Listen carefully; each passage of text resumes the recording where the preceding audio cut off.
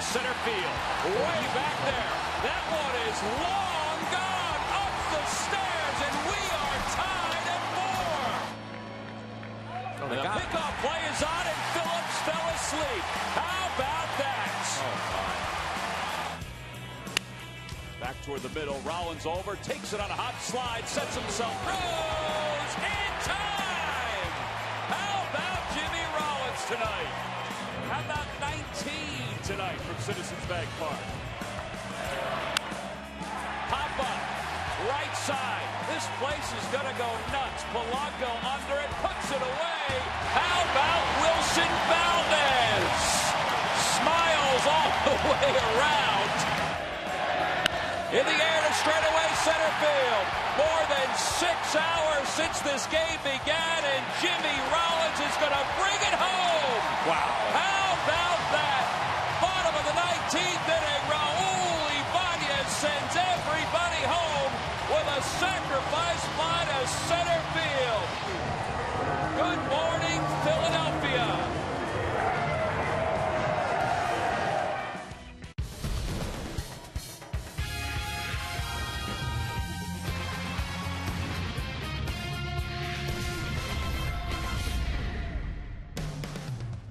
I can go for 3 more, 4 more, whatever. I like to win. I like to win. That's the only thing matter. I like to win, and if I have to pitch 5 or 3 innings, I go for it. I like to win. I don't like to go home and lose. I like to go home happy and with a win. When Votto was hitting, he started shaking Dane. I was like, what is he about to throw? What does he have? And they threw him like a sinker in, and I was like, oh, okay. I mean, it was funny, but I mean, he got it done. No doubt it was a win for the weary. Today is a game for the weary, and Wilson Valdez is the closer. He may be able to run for office after what he did last night here at Citizens Bank Park. Hi, everybody. I'm Tom McCarthy, along with Chris Wheeler. We'll talk to Sarge a little later on in the telecast. We can spend hours breaking down last night's ball game. It was that kind of game. It really was a game for the ages. And Wilson Valdez, he's still talking about it today. Well, Tom, this is when, we were kidding around a few weeks ago about a game being a 2 or 3 beverage game after it was over. I mean, this thing was the most amazing game I think I've ever seen, and we've seen some beauties around here over the years. But what a job the Phillies did to hang in that game, and Wilson Valdez, what he did, what Danny Baez did. And in the 19th inning, Charlie Manuel never wants to use a position player, but he finally had to do it at this point in his career, and Wilson came in, did a heck of a job. Look at the kind of players he got out. He only threw 1 breaking ball, and there it was, and he hit Scott Rowland with it. Jay Bruce, who just killed them this whole series, he makes it out there. He'd gotten Joey Votto out, and here comes Carlos Fisher, who finally wound up losing the game after he was exhausted. He popped up. Wilson got all the accolades as he came in, and then Raul Ibanez, and a good job by the base runners right here, too, to go tag up, because a lot of times the fielder just lets that thing go over his head, and it drops. Hey, Bruce went and caught that thing. If you had left too early and had to go back, maybe you don't score, and that probably would have been fitting the way it was last night. But the bullpen, just a tremendous job, highlighted by what Danny Baez was able to do, and of course Wilson at the very end. One of the craziest fun games you'll ever see, and it's crazy and fun because you won. You lose that game, that's a brutal night. Yeah, for the Cincinnati Reds, it turned out to be a brutal night, a brutal morning, and the Phillies are hoping it'll be a brutal final game to this 4-game series. Homer Bailey on the mound for the Reds. He'll be opposed by Philly left-hander Cliff Lee. What a night last night. Will it continue today? Well, the fans think so. Look how early they were here today, getting ready for the lineups and first pitch.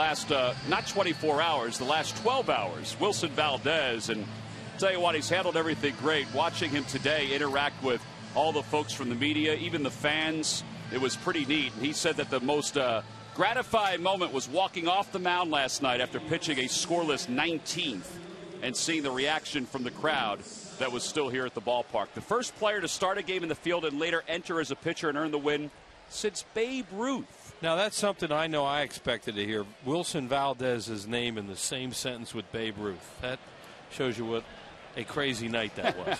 Well, here we go. Final game of this 4-game series. Drew Stubbs leads it off, and he takes a first pitch fastball from Cliff Lee for a strike. So we are underway. Less than 12 hours since we finished yesterday's game. It seems like it. Raul Ibanez, the sacrifice fly that ended the game in the bottom of the 19th, and he crushed the ball to straightaway center field. Pop up first base side. Howard will give it a look. He may have room over. Oh, I think it came back, and I don't think he saw it coming back. Now you see him look up at the sky. It's very, as everybody knows, it's hazy, hot, and humid here today. It feels like July. And yeah, he went to a spot, and now he looks for it, and he wasn't there. And he knows he should have caught that. And it's one of those days, boy, you want to get every out you can because your bullpen's a little taxed, and you want your starter to go as deep as possible. Well, there's the first fastball, or first strikeout, I should say, for Cliff Lee on the afternoon. One away. Let's take a look at the rest of the Reds lineup, brought to you by Xfinity, only from Comcast. After Stubbs, it's Brandon Phillips and Joey Votto. Then Miguel Cairo bats cleanup. Jay Bruce hits fifth. Chris Heisey, the left fielder, bats sixth. In the bottom third of Hannigan, Yanish, and Homer Bailey. And Cliff Lee, who enters today's ball game with a 3-4 record, an earned run average of 3.38. Here's Brandon Phillips, who made a whopper of a mistake in last night's game. Oof. And they saw a liner to right. Here comes Brown, 2 outs. And they saw that on the bench, that Phillips was wandering off and not paying attention. They put a play on and got him. Well, there's Lee's numbers. This is his 11th start. 78 strikeouts to go along with that 3-4 record we talked about. 66 2/3. And 65 hits, 66 2/3 innings. He's a guy who will give up hits, but they haven't scored much for him. Here's our Southwest Airlines scouting report. 4-2 lifetime against the Cincinnati Reds. Cliff Lee, a strike thrower if there ever was one, and that's what a lot of teams will do, is swing early on him. Phillips swung at the first pitch. Votto swings at the first pitch because they feel he's going to be around the strike zone. So Votto picks up the base hit. And with 2 outs, Miguel Cairo, who's playing third today for Scott Rowland, will be the hitter.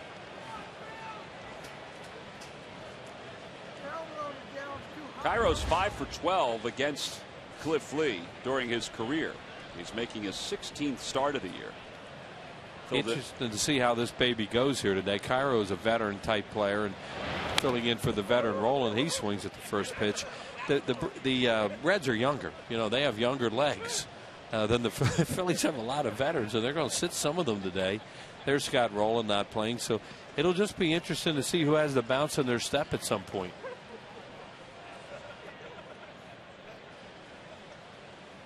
Cairo takes on the inside corner for strike 2. See how Dan Bellini is as a ball strike guy. We've never seen him before, and you know, whether or not he's a guy that gives the corners. A Bellino, I mean, like Joe Bellino, one of my favorite college football players from the Naval Academy. I think he won the Heisman. I'm not sure. He did win the Heisman. He did. You know, I love Joe Bellino. Brian Gorman, the crew chief, is out at second base. Tony Randazzo, yeah, he's still on his feet, even though he did all 19 games behind the plate last night. He's over at third. It's 600 pitches. 0-2 pitch. Grounder to shortstop. Michael Martinez has it to Chase Utley, and the side is retired. No runs, a hit, 1 man left. We go to the bottom of the first. Reds nothing. Phillies coming up.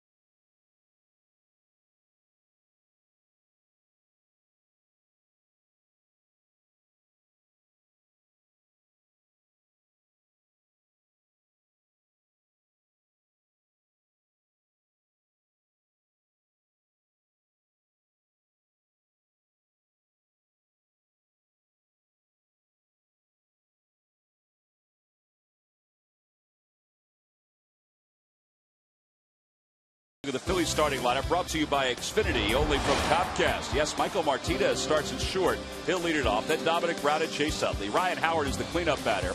Ibanez hits fifth, Mayberry sixth. And the bottom third of Wilson Valdez, Dane Sardina, and of course Cliff Lee. And they'll face 24-year-old right-hander Homer Bailey, who's been very good for the Reds this year. I should say 25. He just turned 25 on the 3rd of May. There's his numbers, 3-1, 2.08 ERA. Miguel Cairo's in on the grass at third for Martinez. And he takes a strike. Here's our scouting report on Homer Bailey, who evidently is really growing up. He used to be a real hard-headed guy, didn't want to listen to anybody. His numbers are very good this year. That's their scouting report on him. And he has pitched 3 games against the Phillies, and they've hit him pretty hard. Toward the gap in left center field. That's going to split the gap and go a few steps from the warning track, and Michael Martinez is in at second with a leadoff double. Tell you what, Stubbs did a good job coming over to back that one up. Yeah, he did. The ball was dying as it went out there, as Heisey was chasing it. And Michael Martinez can run a little bit, and he got that double out of the box because he really hustled. See right there? He really went hard from the minute he hit it. Heisey can't quite get there. As Tom said, backed up nicely by a very good outfielder in Stubbs. And safe at second with a double. And safe and secure with New York Life. Get him over, get him in, get the lead. Because this is a game of, you can get somebody back on their heels on a day like today. Getaway day, and fairly long game last night. To say the least. And it's hot. Dominic Brown was 0 for 4 last night. He came in place of Ben Francisco and wound up getting 4 at-bats.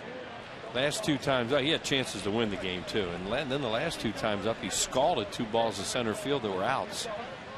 But he also picked up a walk in the 19th that helped the Phillies to the victory. 0-1 pitch to him. Outside and high. The Lucky McDonald's Phillies home run jackpot contestant is Lorianne Powell of Cherry Hill. If the Phillies hit a home run in today's ball game, Lorianne will win $100.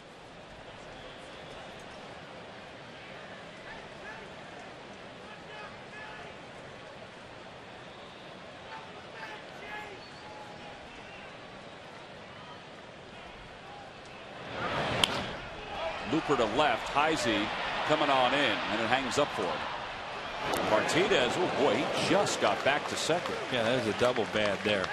That was real not good base running. He's got to slide and get back, and also Dominic Brown doesn't pull the ball. Well, time now for our Nissan keys to this afternoon's ball game. Well, what's left for today after what happened here last night and this morning? And Phillies need innings from Cliff Lee, just like they need innings from Homer Bailey, because the bullpens are a little taxed. Both teams have made moves in their bullpens today to have a fresh arm. Jose Contreras has been activated for the Phillies, and David Herndon has been sent down to the Lehigh Valley, but he leaves on the heels of a couple of really good outings. Here's Chase Utley. Utley was intentionally walked in his only appearance last night. 1 for 9 so far since being brought back off the disabled list. And 1 for 8 against Homer Bailey.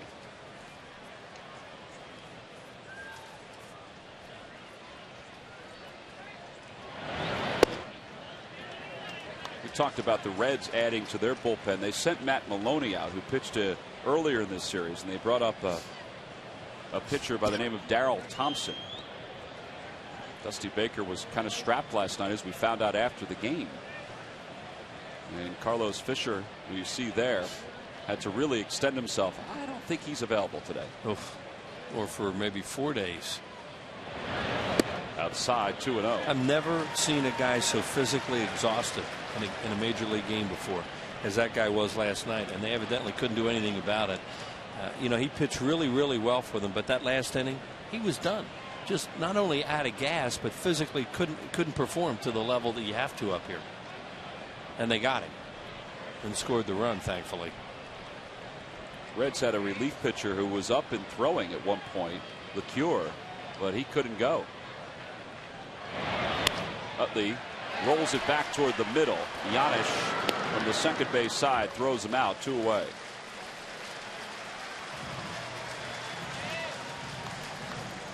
Over to third goes Martinez.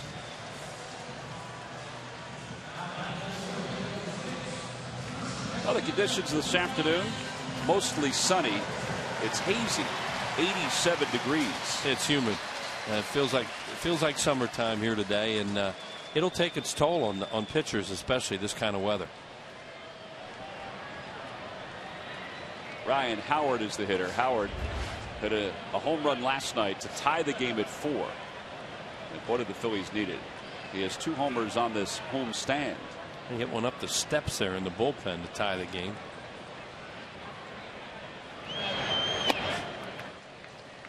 Really don't want to waste an opportunity to score here. If you can, if you can have that chance. Here it is off Cordero. I think it was the second pitch to him. Fastball down, right off this bullpen steps, and that was a no doubt about it long home run.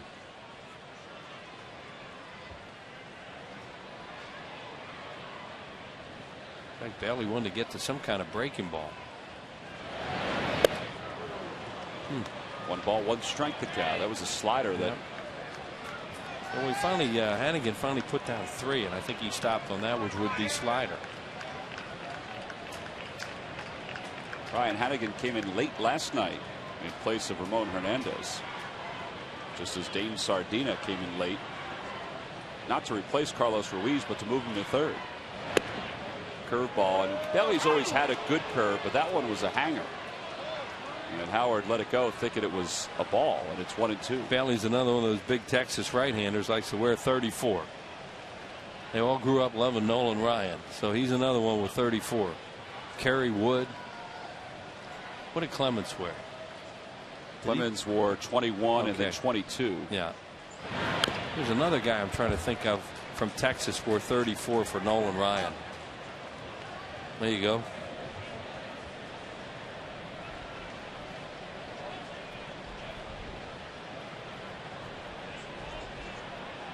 One ball, 2 strikes the count.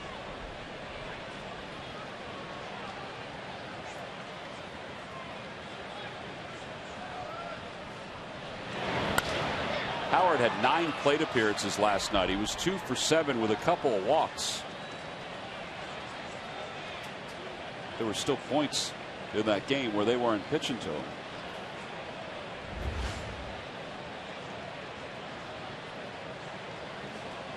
Not bad so far in this series. That home run was big.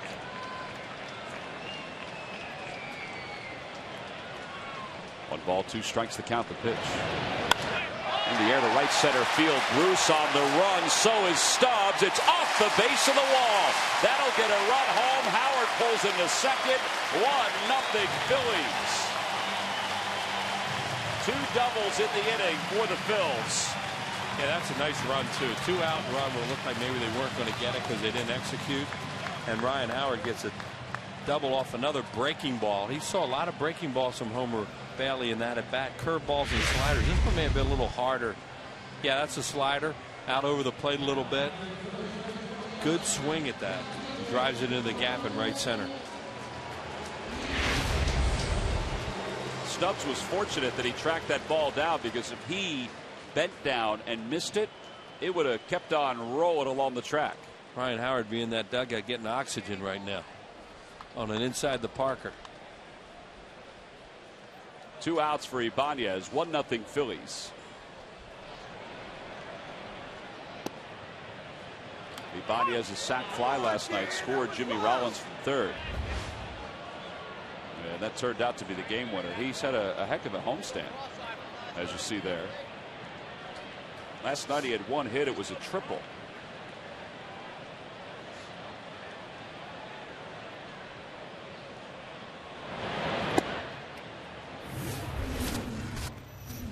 Here we go in the 19th inning with a guy totally out of gas on the mound, Fisher, and Raul got the job done. Stubbs catches that thing out there, so instead of a hit and an RBI, it turned into a sac fly and an RBI. Good job by the base runners too, to not to get too frisky there. Tag up and then score. Normally they just let it go. The outfielders doing a ball hit that far over their head. You watch them, they don't even chase it. And you could have very easily, as a base runner, just run home on that or gone. And now all of a sudden, whoa, I got to tag up. He caught that thing. That was there was so much going on there. I didn't think about that until the ride home. Subtle. subtle little things in that game where you'd sit around and go, hey, how about this? Or remember that?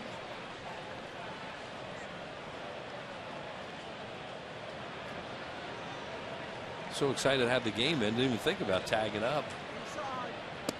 Up and in, 2 balls, 2 strikes.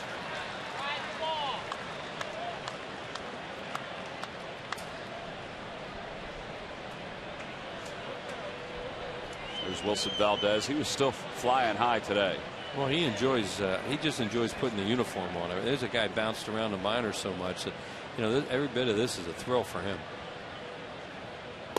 Changeup swung on and missed. Ibanez is down on strikes to finish off the first, but the Phillies do get a run on the RBI double by Ryan Howard. We've played one, and Cliff Lee has a lead.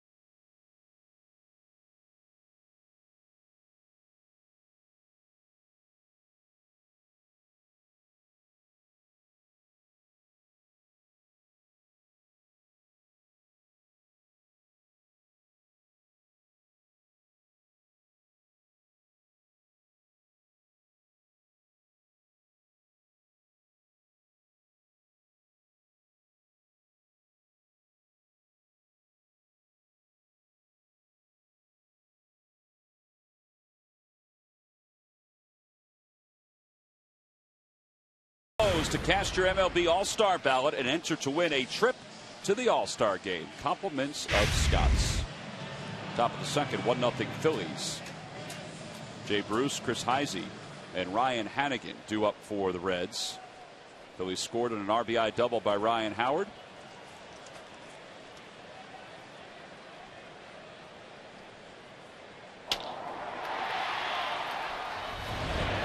Jay Bruce, 13 homers, 36 runs batted in.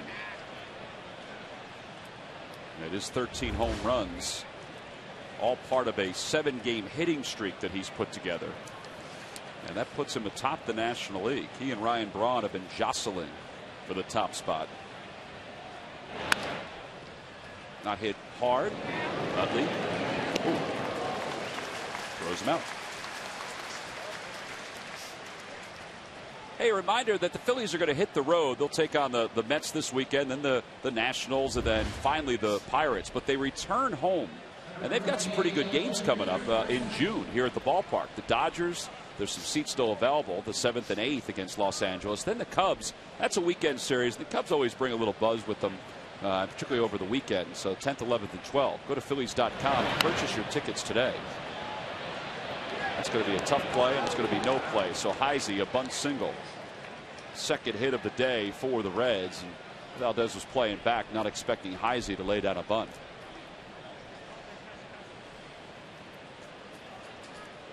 Yeah, and he puts down a perfect bunt down the third baseline and gets himself a base hit. Wilson Valdez can't do anything with that. The same Wilson Valdez that is mentioned with Babe Ruth. That just blew me away when I heard that. I meant to mention that to him today. I'm sure somebody did. Babe Ruth was a fabulous pitcher, but could hit in an era where guys just couldn't hit home runs. So he was converted to an outfielder. Yeah, that's the thing you read about Ruth, is what a great pitcher that guy was. He could have been one of the all-time pitchers in Major League Baseball history if he'd stayed there, and he turned out being the all-time offensive guy. Look at the other note that Elias put together. Valdez, Brett Maine, Rocky Colavito. Yep, Rocky Colavito. Never thought that he had ever pitched a game, let alone won it.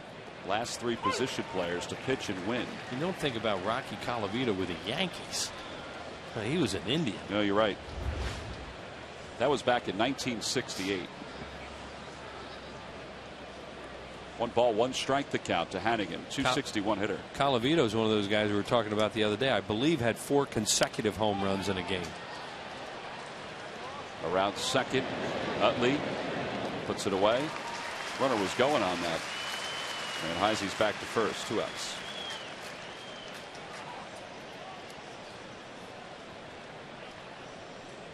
A lot of sunglasses out there today for a variety of reasons.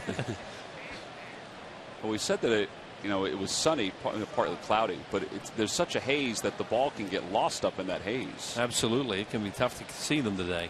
Guys are going to have to help each other and point. And the fans are going to have to put some sunscreen on today. Yeah, this really does feel like a July or August day game today. Weather, excuse me, Tom. Weather hasn't been real consistent all over the country lately. Giannis bunts. Foul ball. It's spun just foul. His bunting is on Cliff Lee right now. The only thing that Giannis could be thinking there is to get the pitcher out of the way. Why else would you bunt for a base hit there? With 2 outs, that's not a good play. It's not like Cliff Lee has problems fielding his position. It just, I don't know. You bunt to turn the lineup over? Maybe. Down the left field line. That's a long run for Ibanez. On the run, and it's a foul ball. Thankfully. That was kind of no man's land out there. Yeah, that ball was just barely foul, too. And it's a run because it didn't bounce out of play. How about Ibanez running around out there? He's not the youngest guy. There it is. See, it's not foul by that much, and it hits that high wall out there, and it was not going to be a ground rule double. Here's another look at it. How much foul is it? 1.5 feet? Yeah, he lost his batting glove as well. Some of the fans were pointing to it. There it is. Jess, the ball girl down there. I don't know if she realizes it's there, but that gentleman's going to try to get it if he can. It's going to help out.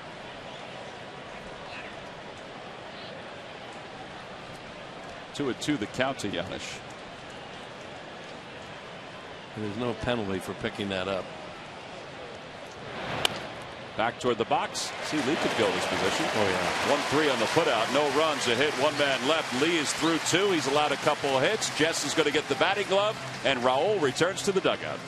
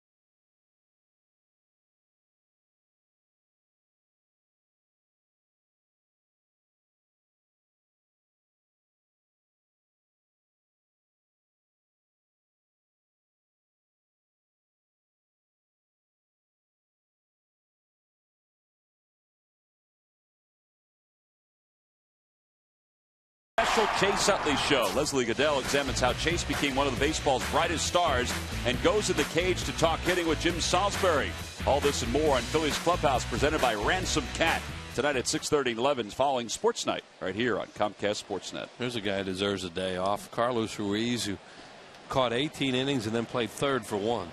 Went diving on top of the tarp, a la Placido Polanco last year at Yankee Stadium. Made a tremendous effort for a foul ball. There he is sitting with today's catcher, Dane Sardina. John Mayberry leads it off. Mayberry was lifted as part of a double switch in last night's game, so he didn't see the end on the field. But I don't think anybody left the Phillies dugout. Here's that play. That's not Polanco. And he he dives and almost winds up with the fans out there who love him anyway.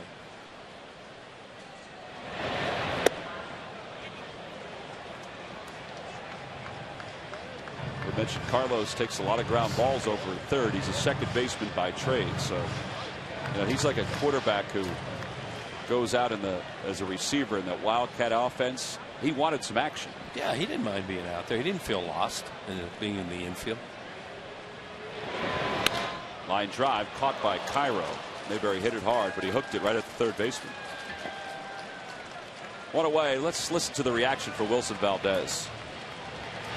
Got to be something, right? Oh, yeah. Third baseman Wilson Valdez.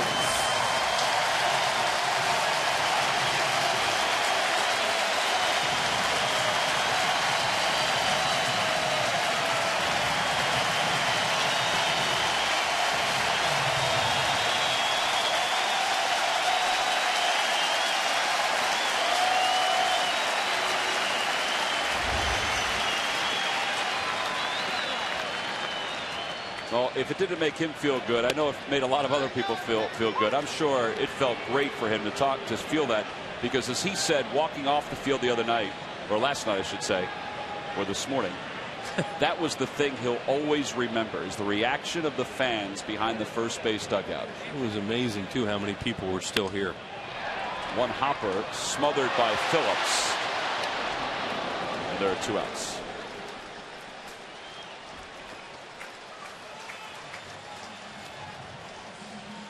Here's what Tom's talking about last night. He's almost in the same spot he is right now. See the reaction of the guys in the dugout, the fans.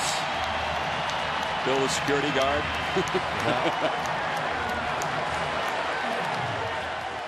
EMTs.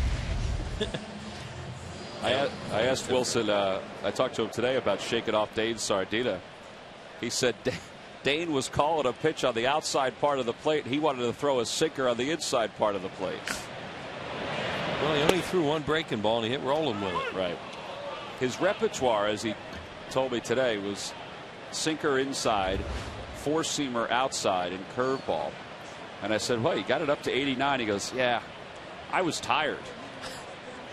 And he laughed because he thought he would get it up even higher than that. It was the 19th inning. Look at him shake off. Oh boy. That caught everybody by surprise. Ryan Howard said it was one of the funniest things he's seen. He said he had to kind of compose himself over at first base. Ryan's comments after the game were great. As he said, I'm sitting over there thinking, well, what does he have? What's he going to throw? What's he shaking to get to? He was the first guy since Tomas Perez to pitch. We mentioned over and over that Charlie Manuel said he would never ever pitch a position player in a game because he thinks it makes a mockery of the game when you do it. And they were stuck last night, and Wilson just did a tremendous job. Ryan Howard, as Tom said, had those great quotes. The last guy to do it was Tomas Perez, and I thought I'd remember that Gigi did it one time in Montreal. So I asked him last night, and he had done it twice, once for the Phillies. And he said, yeah, it was in Montreal, and it was in a blowout game.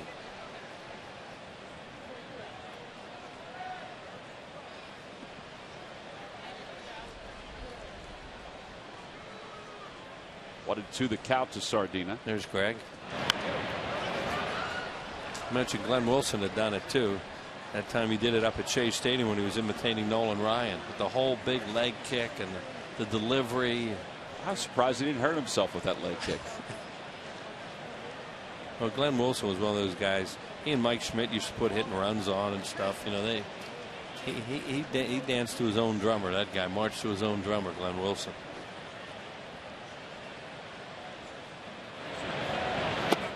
Two and two the count to Sardina. That was a fastball low by Homer Bailey.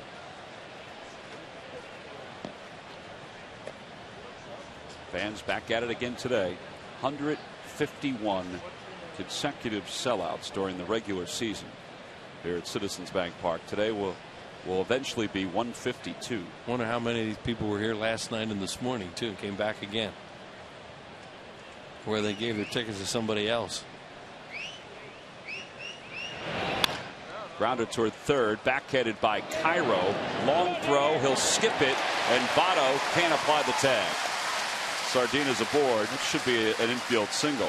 Either he didn't get a grip on that, or he just doesn't have the arm to make that play. You know, you're so used to Major League third baseman. You know, the backhand gets set and then zip across the diamond, and that one didn't have any zip.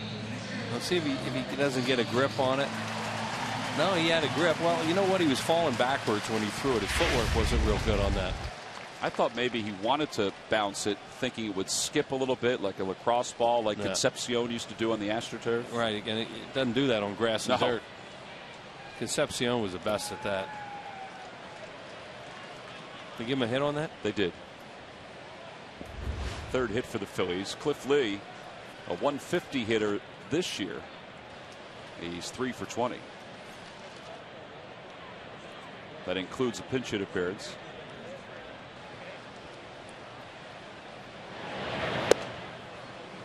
And a swing and a miss at a fastball, 1-1.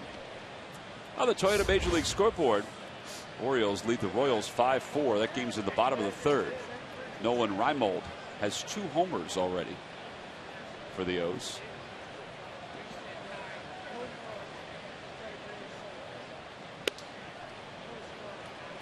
Not a full slate of games around Major League Baseball today. There are 3 other National League games and overall 4 American League games.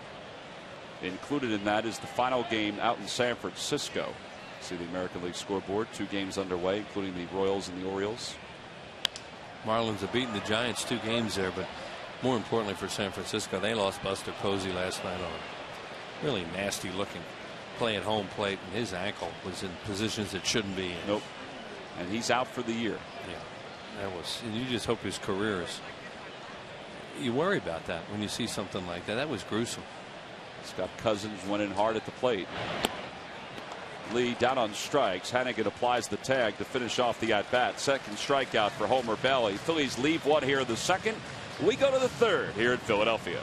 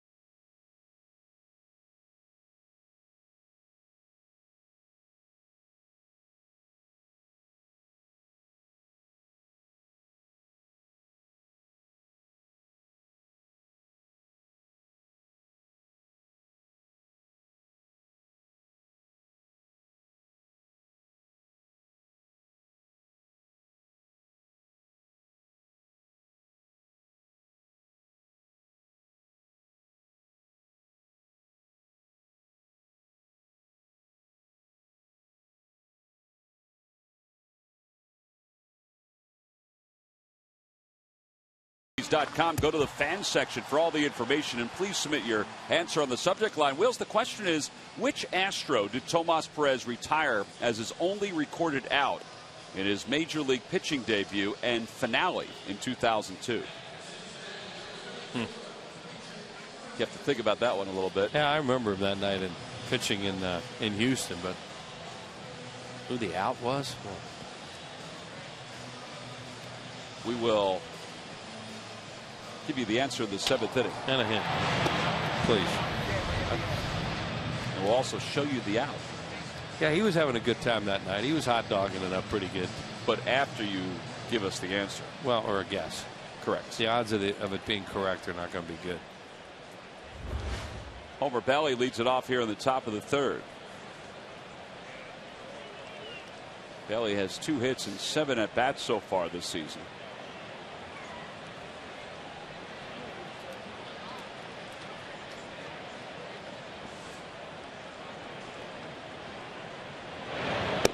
A strike on the outside corner, 0-1.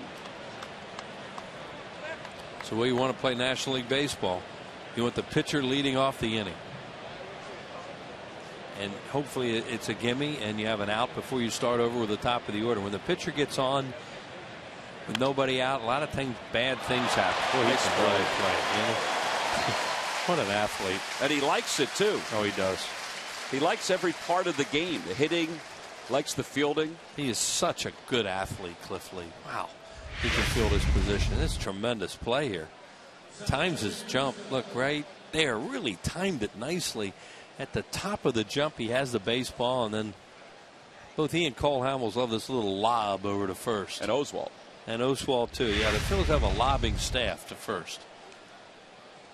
Except for Herndon last night, who just almost ate Ryan Howard alive with a throw. And, you know, there were men on base when that happened. That's another goofy thing last night. Herndon made a tremendous play on a high hopper back over the mound. It looked like he was going to go into no man's land, or else he was going to fall backwards, backing up over the hill. And he got out of it, and the bases were loaded at the time. 0-2 the count to Stubbs. Lays off, 1 ball, 2 strikes.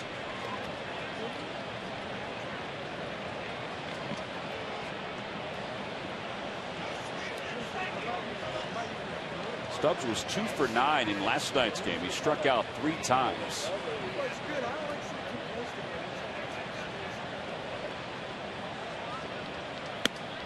Fastball that glides outside, 2-2.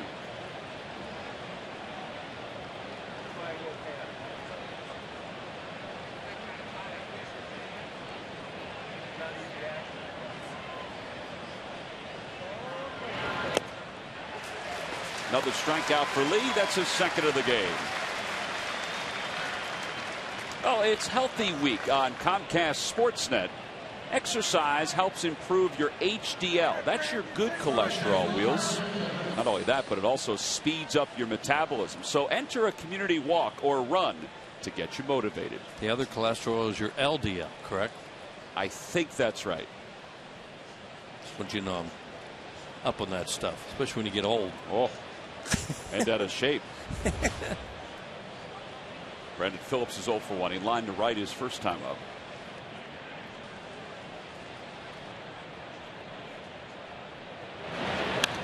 Phillips swings at the first pitch. Brandon Phillips last night, when he was picked off 2nd by J.C. Romero, as we said, it was probably the biggest blunder of the game. Yeah, and it was a play from the dugout.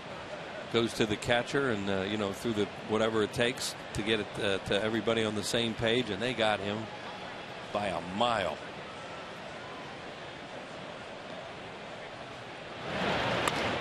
He had his head turned, and that's when the Phillies capitalized on it, thanks to the ignition of Carlos Ruiz to J.C. Romero and Valdez coming in. And they were watching from the dugout and saw that Phillips was, you know, he does stuff on the base. He was talking to Jimmy Rollins. Right. He likes to have a good time out there. Well, that's fine, but once in a while it can backfire on him. 0-2 pitch. A little high. 1 ball, 2 strikes.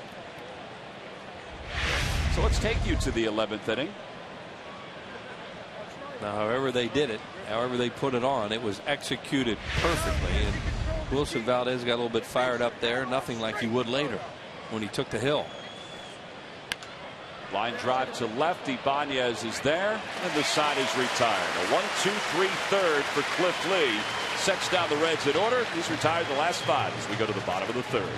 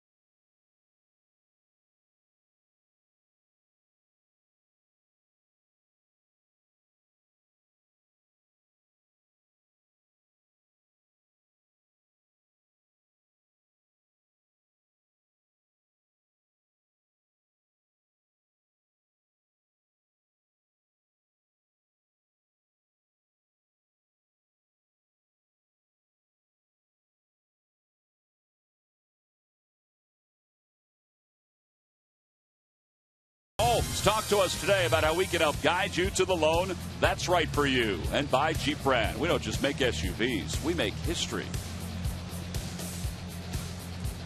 There was a little history here last night as the Phillies and the Reds played game 3. They won 19 innings. And now here at the bottom of the third, Wilson Valdez, who was part of that history, getting the win in relief. Try to cool off in the dugout while Michael Martinez leads off against Homer Bailey.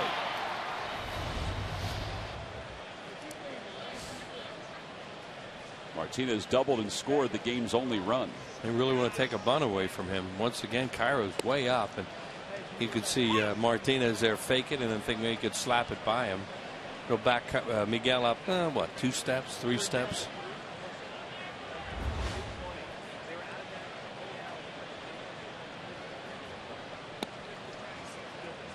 He was ready to take that one with him. Not down the third baseline where the third baseman's charging. He was going to drag it.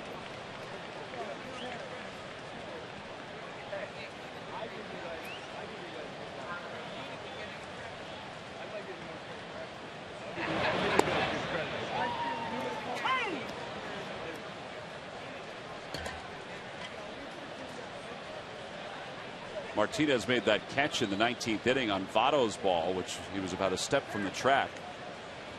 A lot of folks thought that one had a chance to get out of the yard. I did. It was scary, that one. First hitter he faced. Toward third, and Cairo, who is back behind the bag, throws out the hustling Martinez, 1 away. Well, Tuesday, June 14th, the Phillies start a 4-game series with the Florida Marlins. A day-night doubleheader on Wednesday, 1:05 and 7:05. Then a Citizens Bank Business Person Special on the 16th. Go to Phillies.com and purchase your tickets today. There are limited seats available for all 4 of those games, including the rescheduled game from the 16th of April, which is that 1:05 on Wednesday, the 15th. Marlins are playing well. The Phillies lead them by a game in the division. Here's Dominic Brown, fly to left his first time up, or I should say line to left. And the first pitch to him.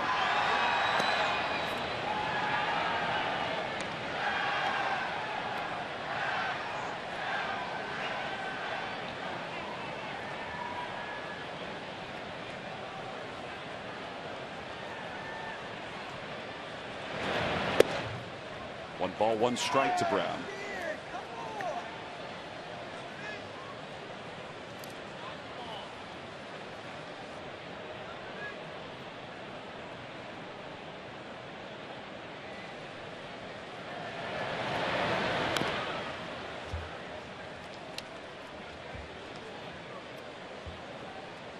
standings of the East, Phillies with 30 wins before game 50. And they lead the Marlins by a game, the Braves by 3, and then the Mets and the Nationals are in 4th and 5th place.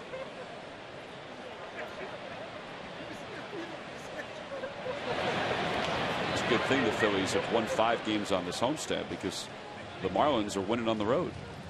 Marlins are not going away, although they did lose Josh Johnson, and we'll see if that that'll hurt them as it goes along. Well, 30 wins in fewer than 50 games played. See where this year ranks. Well, it's even better than last year. Yeah. 2001, they won their 30th game by game 47. That was Larry Bowa's first year. I think the Fanatics feeling it today. Oh boy, what a gamer. Brown hits it hard. Bruce going back. It's over his head. A one hop off the wall. And Brown stops at second with a 1-out double. Looked like he hit the same pitch that he struck him out on last time. Change up, splitter. For something slow. It was going away from him. Or I mean that he lined out on. Here it is right here. Yeah, it is. It's a splitter. It was Ibanez that he struck out on the splitter last time. Well, that ball did jump. They say can happen with Dominic Brown, that it jumps off his back. Yeah, there was a moment where I thought Bruce could catch it. Yeah, and I think he did too. Chase is 1 for 10 so far. Then he quickly got into chase mode.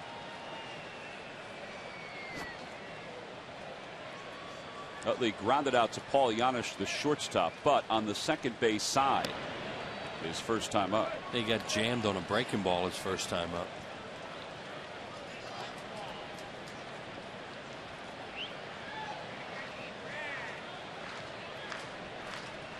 Brown, his last 4 at bats, has hit 4 balls right on the nose. And you talked, Tommy, about that walk is mixed in there too. Toward left center field, Heisey and Stubbs go back. Heisey's under it, makes the catch. Brown draws the throw. And there are 2 outs with a runner at second for Ryan Howard. Well, good news today. Shane Victorino is going to start a rehab assignment for the Phils. He'll play in Lakewood on Saturday and Sunday while the Phillies are up in New York. He'll take Monday off, and then Tuesday, Wednesday, and Thursday he'll play for the Reading Phillies. And the hope is by, I think, the 4th of June. That's when he's eligible to come off the DL. He'd be eligible Friday in Pittsburgh. Right.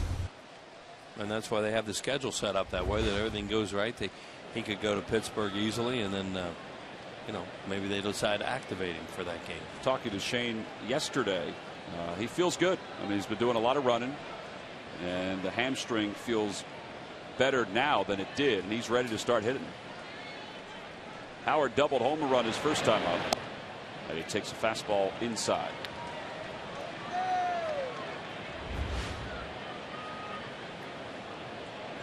A double extended his hitting streak to 6 games. His average, which was down under 240, is now at 255.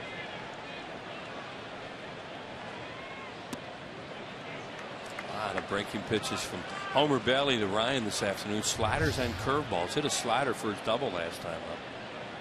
That's quite a few pitches for only the 3rd inning on a smoking hot afternoon. Both teams a little strapped in their bullpens. Good news is, though, the Phillies have Contreras back. Right.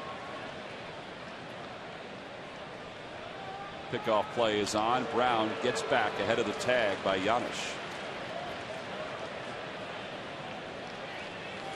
See, that gray uniform of Homer Bailey is really dark right now. He is just soaked.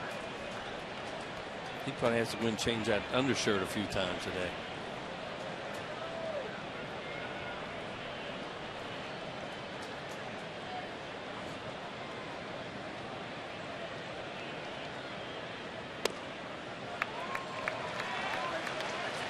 (3-0). See if he gives him anything to hit here. If Ryan gets a green light, he may just go breaking ball. They may even just put him on. Yep. That's what they're going to do. Or just put him on because they don't want to deal with him right here. Because Dusty Baker's thinking he's getting a green light. You don't want to put the game in the hands of Ryan Howard in this spot. Yeah, and it all depends too. You know, Bailey is getting there, but you have to trust the guy on the mound too. When we pitch around somebody, manager really has to trust the pitcher and catcher involved that they don't make a mistake, and that's not easy. Hey, tonight at 5, Michael Barkat and Phillies top sports writers are talking. We're talking football with Brent Selleck and Phillies with Ben Davis. Watch AT&T presents Daily News Live tonight at 5, only on Comcast Sportsnet. Might even talk about yesterday's game. A lot of people woke up this morning and went, "What? Who won that game?" Well, I thought about this too, Wheels. You know, in this day and age, as Ibanez stands in, takes a strike on the inside corner. There are a lot of papers that have late deadlines, you know, 5 a.m., 4 a.m. But think about the age we live in with the internet, that more people knew about this game earlier. Right. Because of the internet. Whereas if there were just papers, you know, back 20 years or so ago. It was kind of like the Cliff Lee trade. Yeah.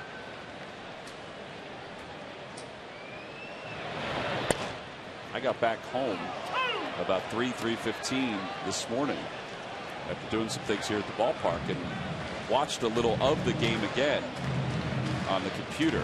Read a lot of the stories and the recaps and the quotes, and it was kind of neat to let the adrenaline kind of settle down. Yeah, that was a hard one to fall asleep.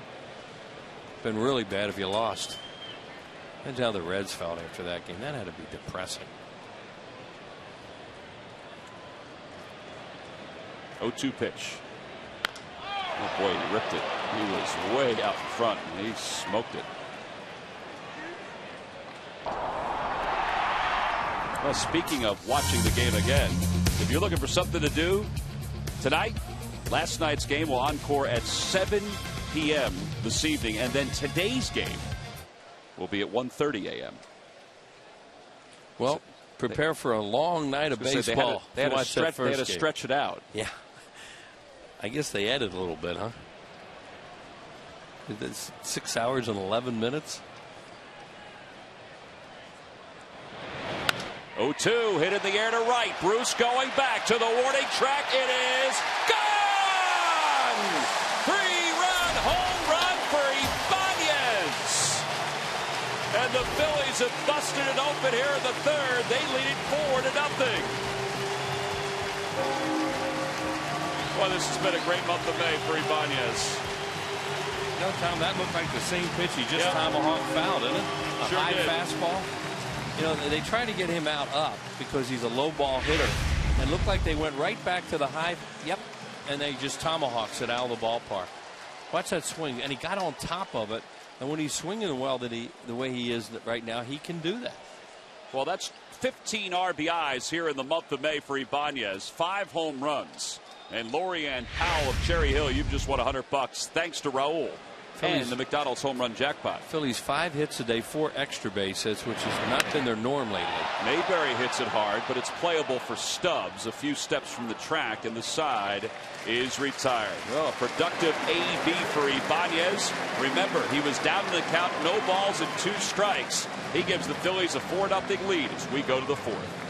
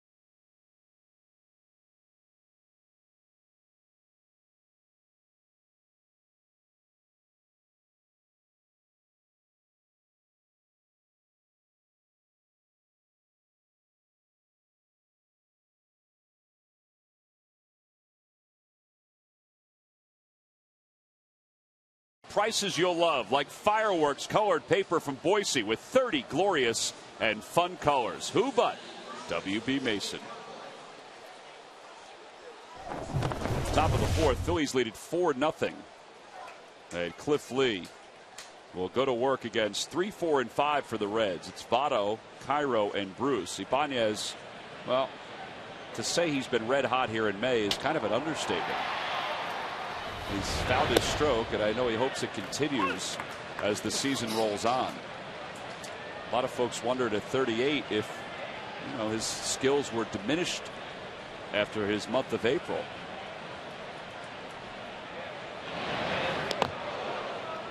Inside, 1 ball and 1 strike.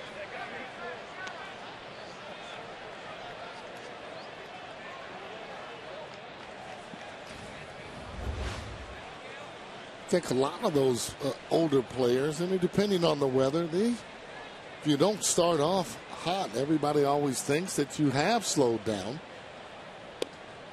1-2 the count.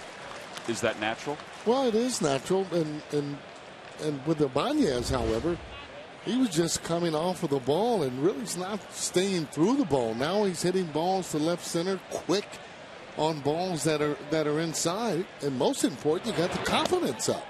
Votto backed off, and that one came back over the inside part of the plate. Third strikeout for Cliff Lee. That was a very weird approach by Joey Votto. Yeah, well, when you fool a hitter as good as Jerry Votto, you know it is a good pitch, as he kind of does a little two-hop. Now watch how this ball here moves away from him. That's what fooled him, and we talked about that. The late break will fool a hitter just about every single time.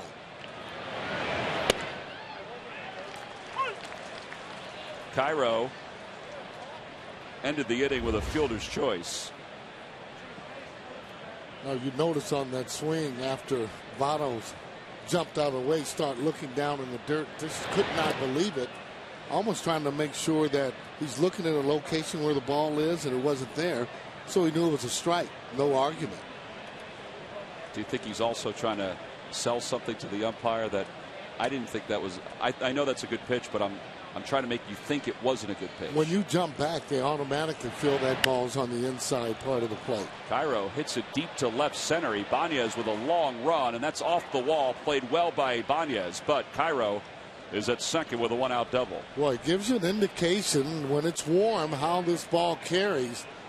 That ball up in that jet stream, start going and going. That 387 mark. Take a look at it. Very aggressive. High fastball. Cairo's looking down. He knows maybe he might have gotten it, but it bounces up. Gets up a little bit low. Did carry, however. So Sardina out to talk to Lee, just to confer on the signs with Jay Bruce up. Bruce grounded out softly to second. His first time up.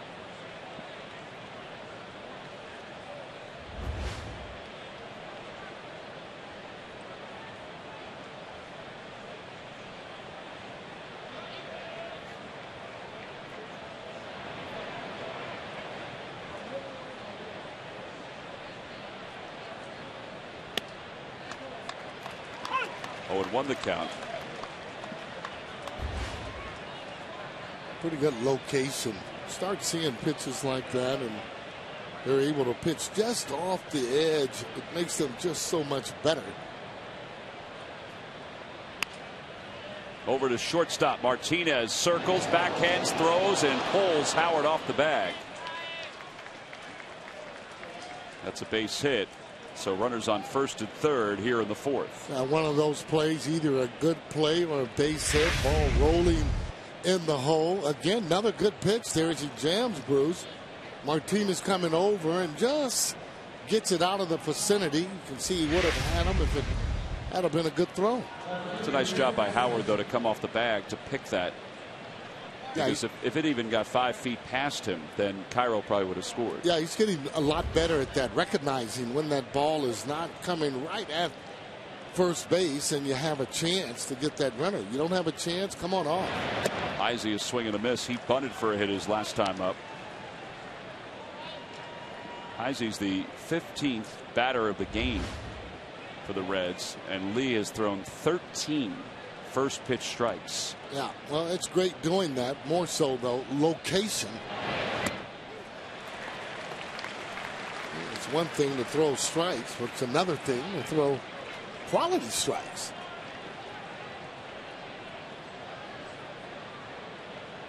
He's looking for a punch out here or a pop up.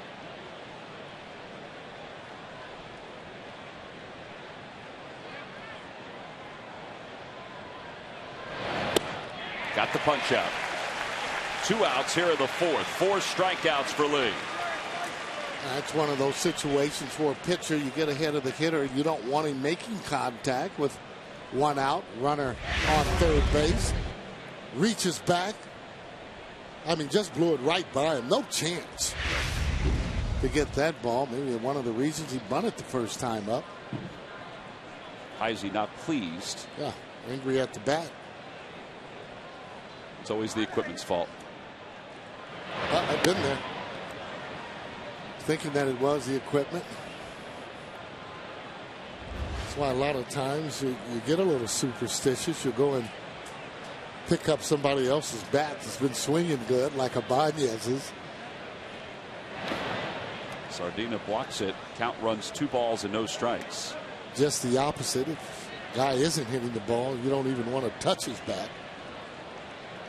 Just for fear that you might rub a little bad luck in on you. Cairo's over at third. Bruce at first. 2-0 the count to Ryan Hannigan. 3-0.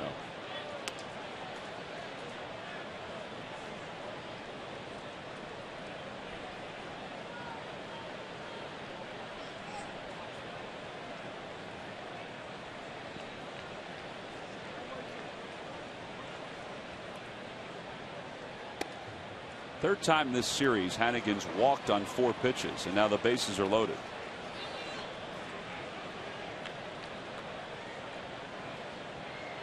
That's the first walk issued by Cliff Lee. Hey, follow the Phillies at the MLB.com @Bat11 app for your iPhone, iPad, Android, or BlackBerry. Get live audio, pitch-by-pitch tracking, video highlights, and more. Text @Bat to 31826 or visit Phillies.com for details. Bases loaded, 2 outs, top of the fourth. First jam that Lee has gotten himself into.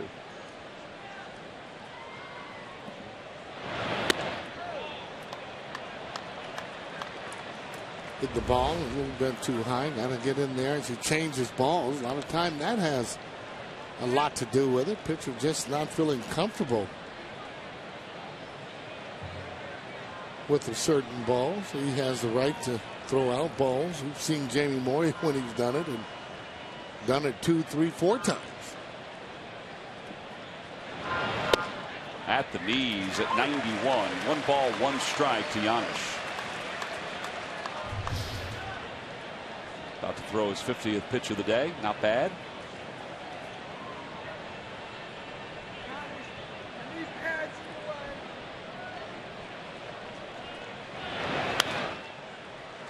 And now he's ahead 1-2. See, once he throws early strikes, you can get the hitter to come out of the zone and swing at pitches you normally don't see. There's a happy lad. We better turn around. Something special might happen. Beyond the free ball. 1 ball, 2 strikes the count to Giannis with the bases loaded here in the top of the fourth. Lee is set. Grounder toward the hole. That's going to sneak into left of base hit. 2 runs are going to score for the Reds, so it's a 4-2 game. So that's a clutch 2-out single by Paul Giannis that brings home Cairo and Bruce. Oh, it really is, too, though. That ball down and in. I'm sure he wanted it in a little bit more. Good hitting, though, by Giannis. You see him getting the head of the bat out, getting it right through the hole. Cairo coming into your pitcher. Oh, boy.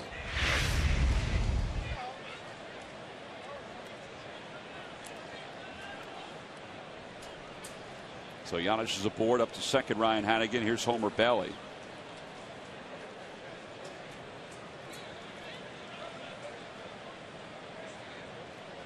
First hit of the series for Giannis, who had been 0 for 12. And it's 0-1 to Bailey.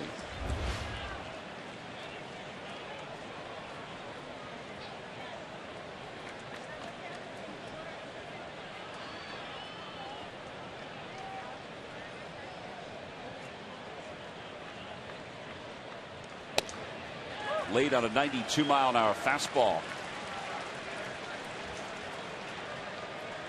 Phillies with 4 runs on 5 hits. The Reds 2 runs on 4 hits.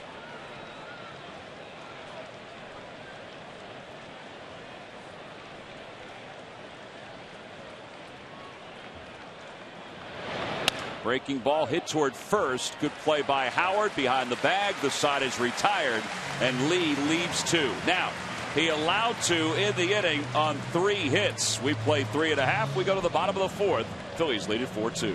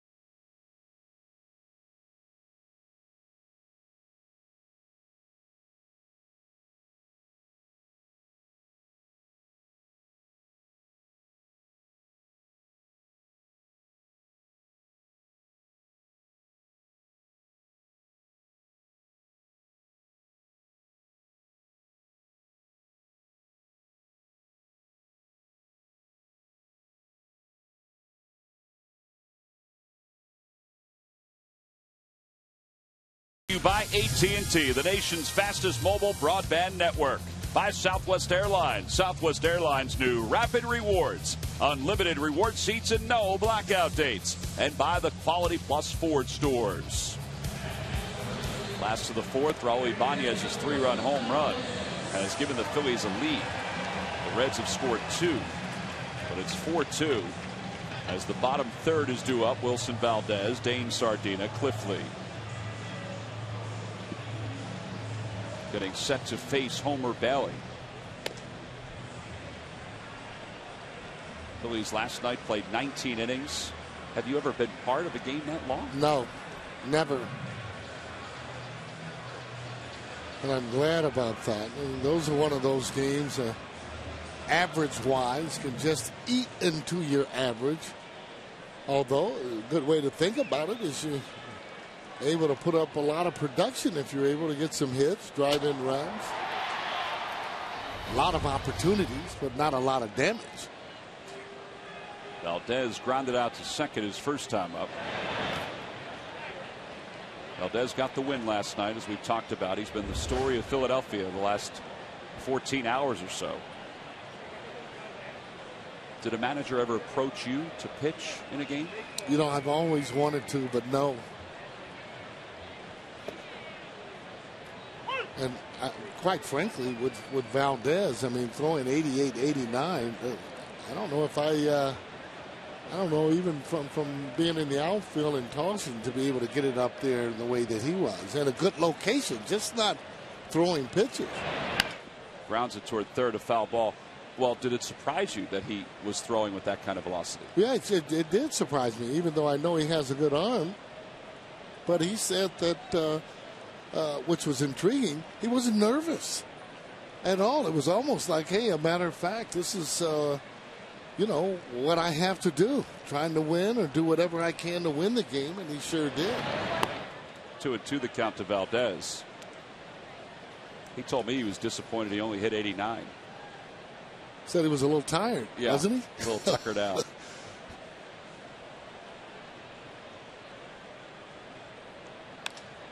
Fly ball to right. Bruce backs up on it, has room. He'll make the play. One out. Well, let's hear from Wilson Valdez and Ryan Howard about last night's game. I can go for 3 more, 4 more, whatever. I like to win. I like to win. That's the only thing matter. I like to win, and if I had to pitch 5 or 3 innings, I go for it. I like to win. I don't like to go home and lose. I like to go home happy and with a win. When Votto was hitting, he started shaking Dane. I was like, what is he about to throw? I mean, what does he have? And they threw him like a sinker in, and that was funny. It was. Not only was it funny when Valdez shook off, Sardina looked like he was ready to set up at a certain spot. I think he was startled that Valdez shook him off, but Ryan's comments were outstanding. Here is Sardina, reached on an infield hit his first time up. 2-0 the count. Yeah, not that easy to throw strikes, even when you're just throwing batting practice to your little leaguers, your son, whomever. Not always that easy just to throw strikes. So imagine 60 feet 6 inches on a mound that you're not used to and being able to do that. Somebody brought up the point that Valdez didn't even warm up except for the 8 pitches he got when he went out to start the 19th. And that's true. He didn't long toss. He didn't do anything. He said he was kind of warmed up anyway from being out on the field for 18 innings. I would have to think so with the humidity.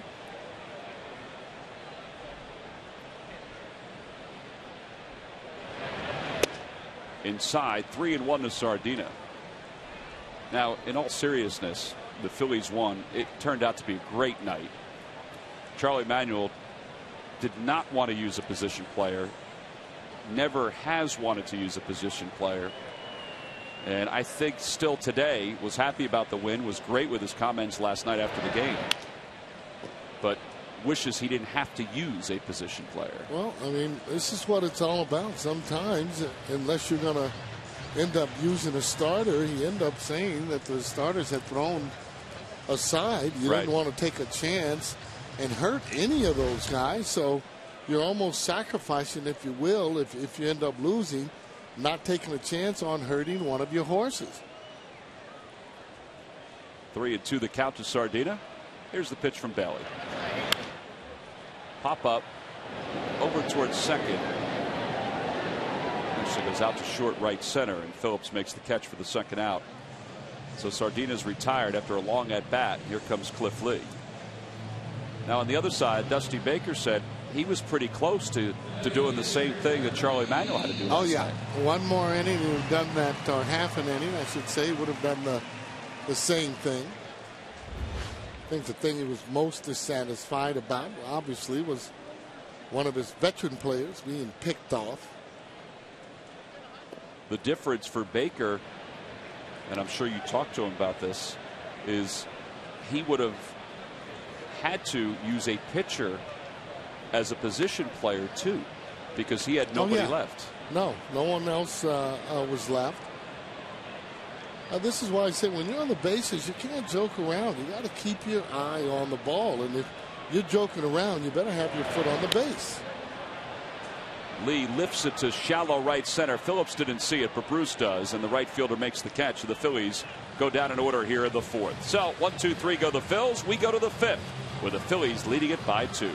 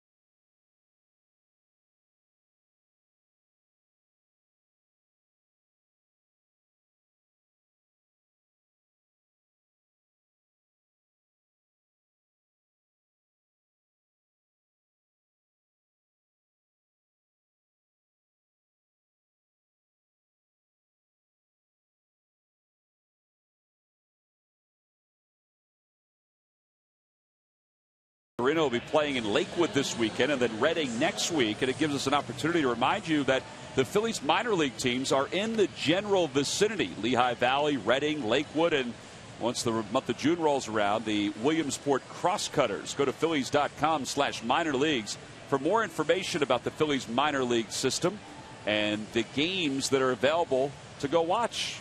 Maybe when the Phillies are on the road, you can go see some of the Phillies prospects. Top of the fifth, Cliff Lee leads it by 2. Now he had a difficult fourth. He faced 7 batters and allowed 2 runs. Let's see if he can settle back down against the top of the order. Drew Stubbs 0 for 2.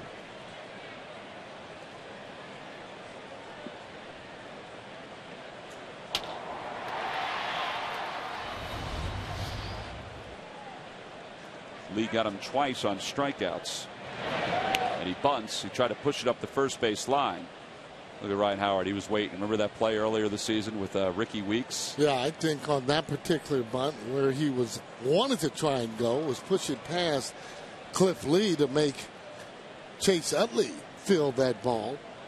You know, if he pushes it up and past that pitcher, he's got a base hit. And see how far that Utley has to go.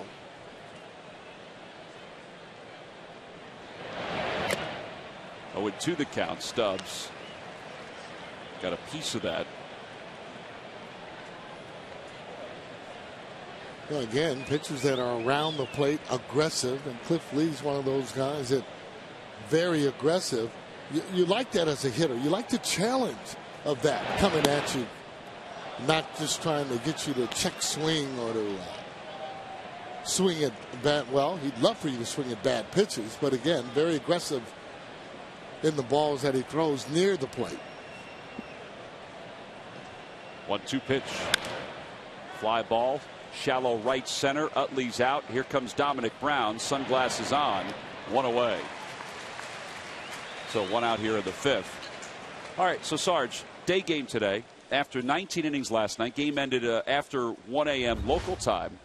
For a player, this quick turnaround, what is it like? Well, if you win, you don't mind coming, and you know that you get rejuvenated a little bit. When you've lost, it's like a punch right into the stomach. You've given your all, and it just wasn't to be. Club jumps on you right away. It's hot. You just feel, let me get out of Philadelphia as quick as I possibly can. Well, now for both managers, what does Charlie do? What does Dusty Baker do on opposite ends, do you think? Well, you got they're resting different players. You can see J-Ro not actually playing today. Polanco not playing. Every manager has their own idea on how they want to treat their players. You see Scott Rowland not playing today, figuring that they can get a better effort from Cairo, who's a little bit fresher, a little younger. And the younger guys who have the legs are able to play. Older guys, it's going to take them a little bit to get it started. Very long game, too. I mean, it's just comes with the territory, however. But again, a lot better to be on the winning side when you're playing those late ball games. You feel that it's all worth it being there. Line drive, base hit for Phillips. So he's aboard with 1 away after being behind. No balls and 2 strikes. Yeah, too good of a pitch there with no balls and 2 strikes. That's what I mean about almost throwing too many strikes sometimes. I mean, to vary it, get it out of the zone. He challenges the hitter right away. Well, the first guy up for the Reds is Darrell Thompson. He's the new guy. Just activated before the ball game. Matt Maloney was injured, so he was placed on the disabled list to make room. Kelly's thrown 70 pitches, but Dusty Baker may not like the way he's throwing right now, although he just got done with a 1-2-3 inning. 0-1 to Joey Votto. He singled to left. He struck out looking.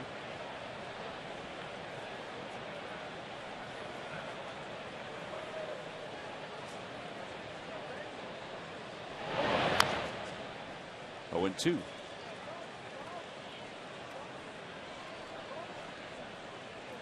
I was in the dugout today before the game when I was talking to Valdez, and Charlie Manuel came out and he made sure he asked Wilson Valdez how his arm felt. He said, I want to apologize. I meant to ask you last night, but by the time I got back and got myself ready to go home, the clubhouse had been cleared out. But Charlie was very concerned about finding Wilson Valdez today and just making sure his arm felt okay. Well, he had it wrapped up yesterday in the dugout, so I'm sure he was taking care of it. 0-2 to Votto. Back toward the middle, that could be two. Rollins is there, or excuse me, Martinez is there. That's a habit. Steps on the bag, throws to first, and the side is retired. Michael Martinez showing off a strong arm. That'll take us to the bottom of the fifth here in Philly.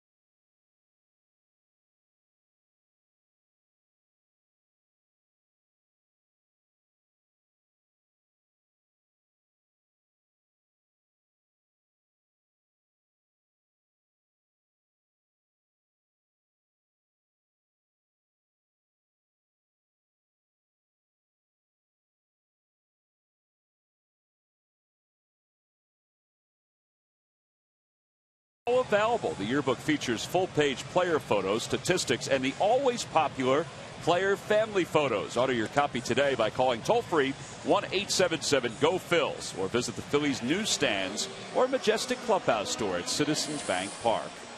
Well, something must be wrong with Homer Bailey, and we don't want to speculate, but he's thrown 70 pitches today, and he's already out of the game.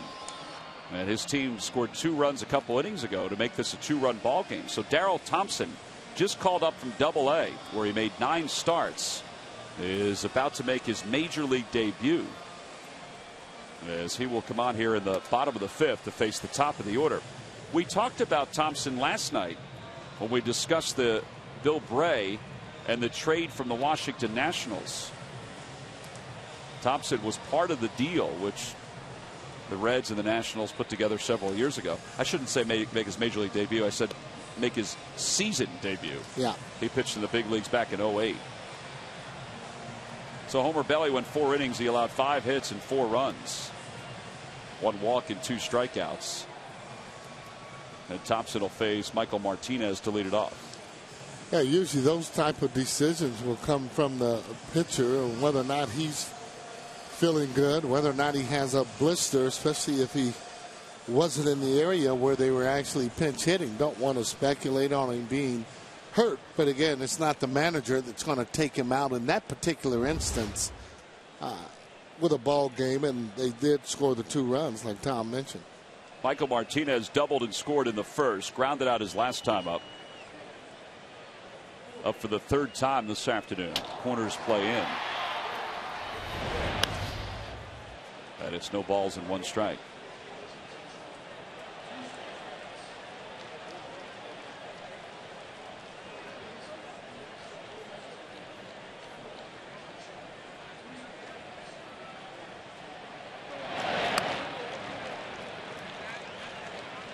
It'll be Martinez, Brown, and Utley. That's 1, 2, and 3 today for the Phillies. The Phillies wind down this homestand. Swing and a miss. 1 and 2. One of the players should never be swinging at anything that's up in the zone. He doesn't want to hit the ball in the air. I want to make sure that he keeps the ball either on the ground or try and hit line drives in the gap. That's just too hard of a swing. That looked like a cutter that was coming in, and he was out in front. Maybe a slider. Yeah. And it's 1-2. Now, see the difference, though. That's a line drive. That's more of a line drive. You hit a line drive out, okay. But he doesn't want to start hitting long fly balls because he's not the player that can actually do that. Well, we've got a delay because a gentleman has decided to come out and play the air guitar out in the outfield, and security's taking care of him. So nobody out here at the bottom of the 5th. It's 1 ball and 2 strikes to Michael Martinez, and his security very quickly and nicely takes care of the fan. Darrell Thompson will walk behind the mound and rub up the ball.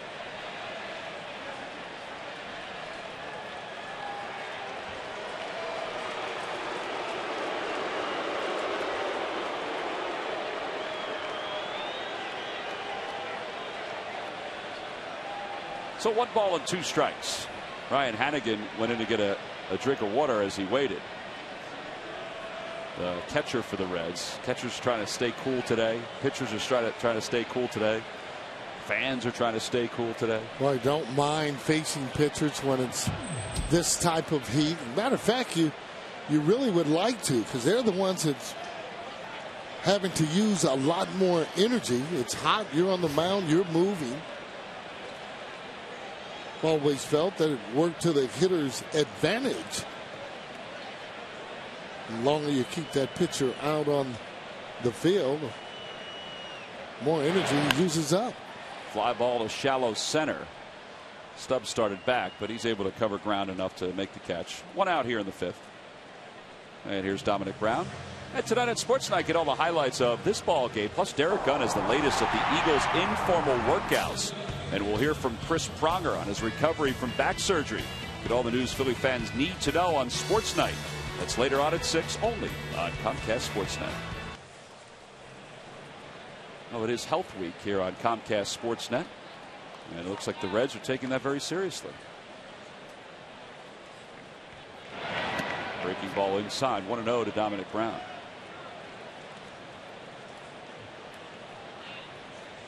And a reminder to stay healthy this week. Those are great exercises, not only for a pitcher, that's to loosen their arm. Yep. But also, you can use it to strengthen your arm as a pitcher or for anybody. Yeah. Those bands have become very popular over the last several years. In fact, for a lot of folks, they have replaced weight training. 2-1 the count to Dominic Brown. Well, they use it for maintenance, and you're right, make their arms stronger. That's something, too, though, you can do just about all year long. I'm serious, to keep that in shape because you need your arm, and they build up that area in your shoulder. 3-1 the count to Dominic Brown. A lot of times guys that have had surgery, whether it be Tommy John or even rotator cuff surgery, they'll use those bands. Oh, yeah. That's how they, get themselves ready to start throwing.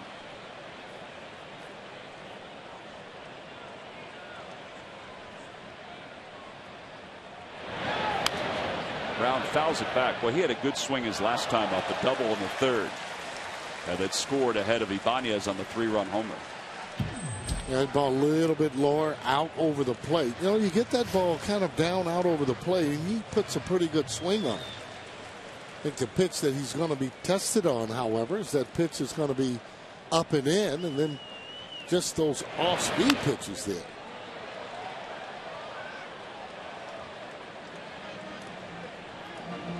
He's young enough to be able to learn. Once he ends up doing that, he's going to and should be a terrific hitter in the major leagues, but he's got to be able to handle that number 1 first, which is the fastball. Ball 4. Brown's aboard with 1 out. So a base runner for Chase Utley. Chase is 0 for 2. Darryl Thompson back at 08 pitched in 3 games for the Reds. He was 0-2 with a 6.91 earned run average.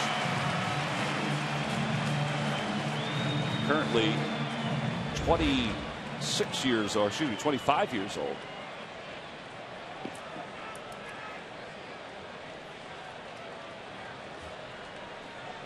Utley was retired by Giannis his first time up. Fly to left his last time.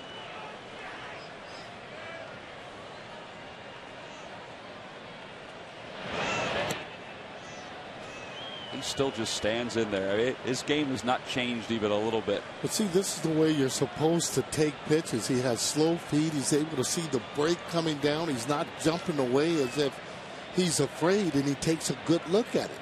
You know, whether or not you hit that ball, that's second, but he's setting them up to be able to try and put a good swing. Down the right field line and out of play, 1-1.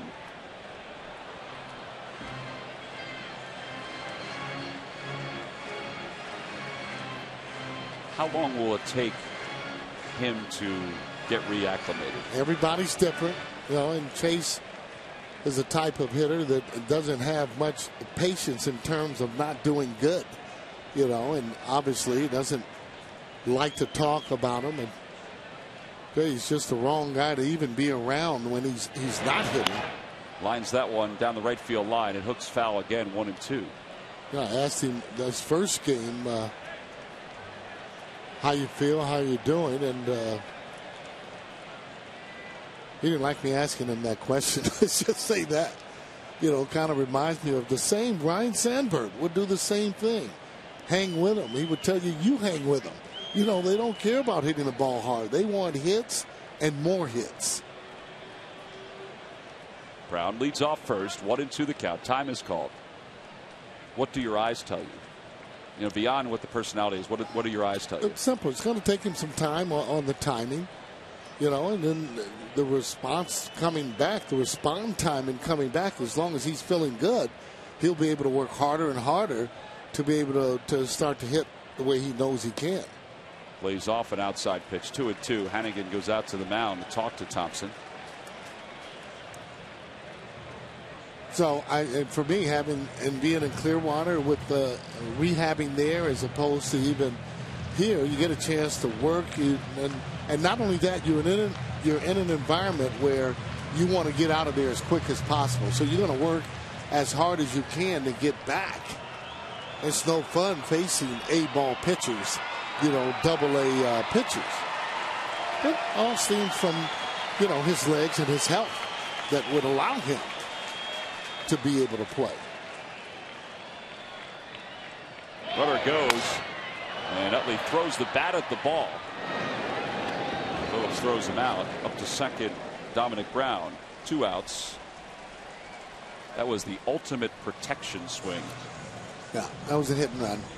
Yeah, and you'll do on the hit and run. It doesn't matter where the pitch is thrown. The manager expects for you to throw at it. Now you can see, or I say swing at it. Off-speed pitch as he just lets it go. He split that bat right in half. That's going to be happy again. It's a good point by you that it's not only protecting the runner, but also the sign was given to hit and run, so he's got to go after anything. 2 outs for Howard. Doubled home run his first time up, scored after being intentionally walked his last time up.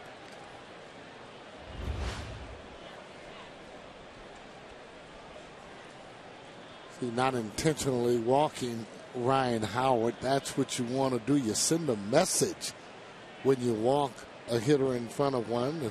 Banez coming back up and being able to hit the ball. That's what get the hitter in front of you better pitches. You get hot yourself, and you mentioned he's been swinging a hot bat. So the guy in front of him will get good pitches because you don't want to pitch to the guy that's swinging the bat the hottest.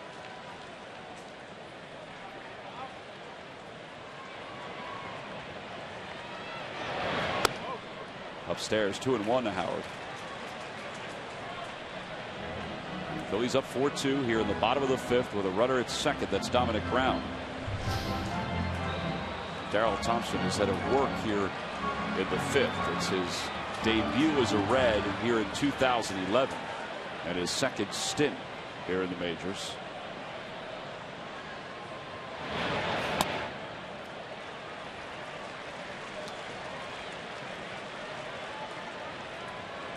See whether or not they just want to go on and put him on and face Ibanez or go after him. So you got to be smart, Ryan Howard, and start taking even more of his walks. If the pitch is not where you want it, you let it go.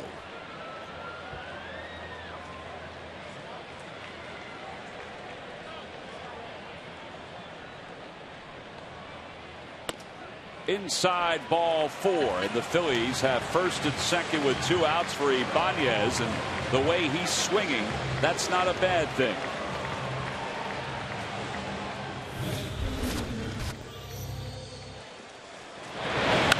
Boy, you hear the sound of that? There's that sound again, Tom, when it starts to percolate a little bit. You can hear it as it's popping, but more gratifying when a pitcher walks someone to get to you. Any pitcher, you get their attention.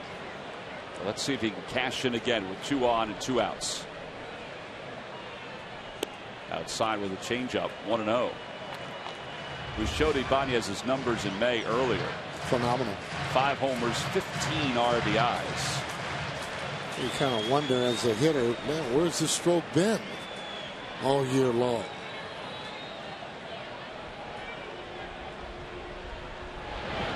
Do you wonder that, or are you just thankful that it's back? No, you do. You wonder that, because once you get that feeling, you expect those type of results. You expect to hit the ball hard.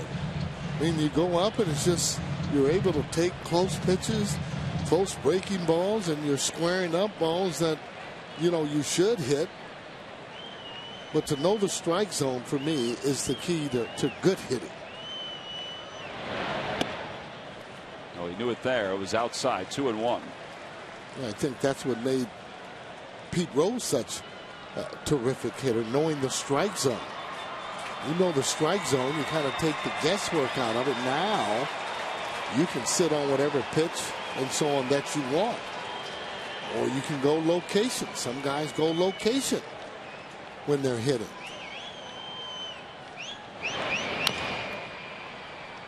He drags that one foul over towards San Perlazo, and it evens things up at 2-2.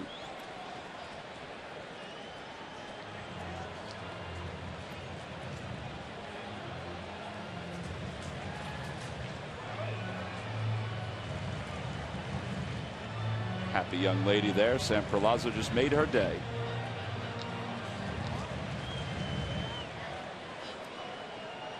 Although those seats would make anybody's day just sitting down there. Oh, yeah. Grounder to first. Big hop for Votto. He'll flip to Thompson covering, and the side is retired. Phillies leave 2.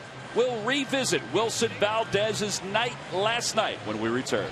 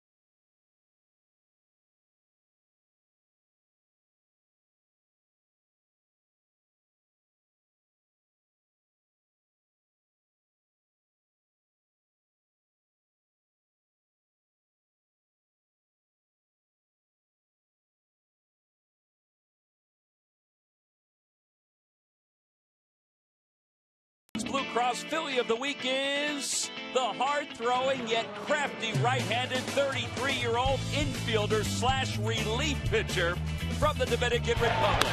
Wilson has filled so many roles for the Phils since arriving last season, but none even close to his 19th inning Major League pitching debut.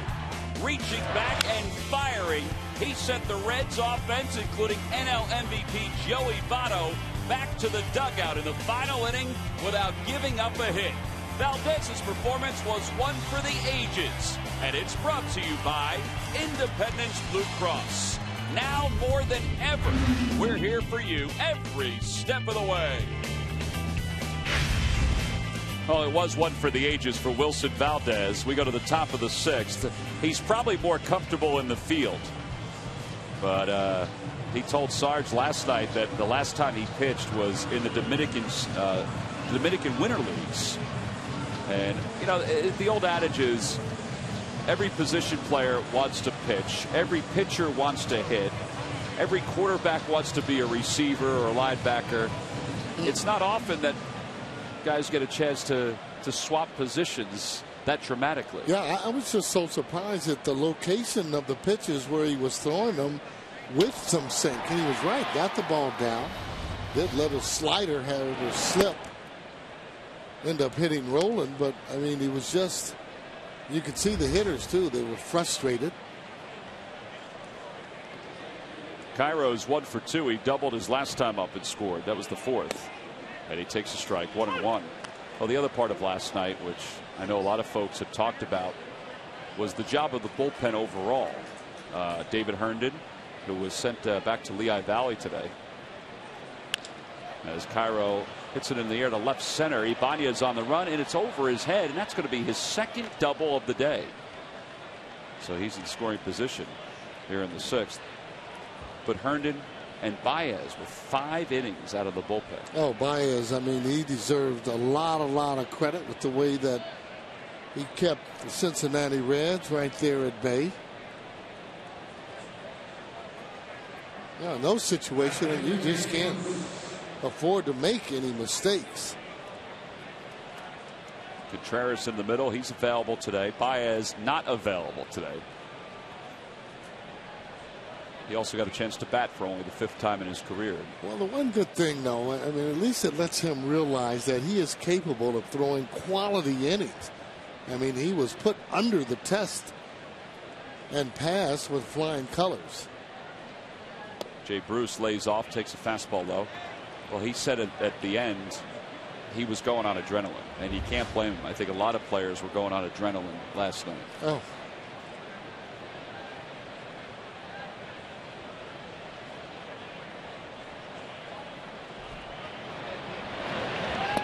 Swing and a miss, 1-1.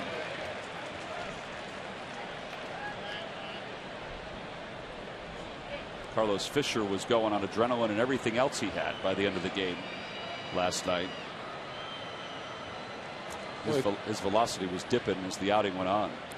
It's a game that both clubs, both players, fans won't forget. You don't forget those long innings, and you don't forget what you did in it, and that was real good, and just one blemish.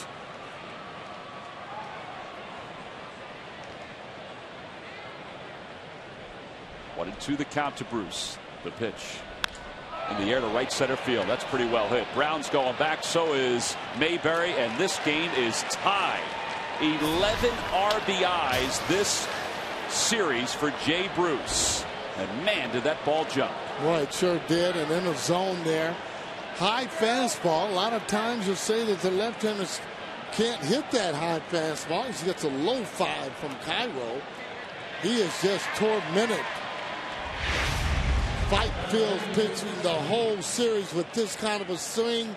See you later. And you can see once he pats his glove, he knows the sound, and it just keeps carrying and carrying.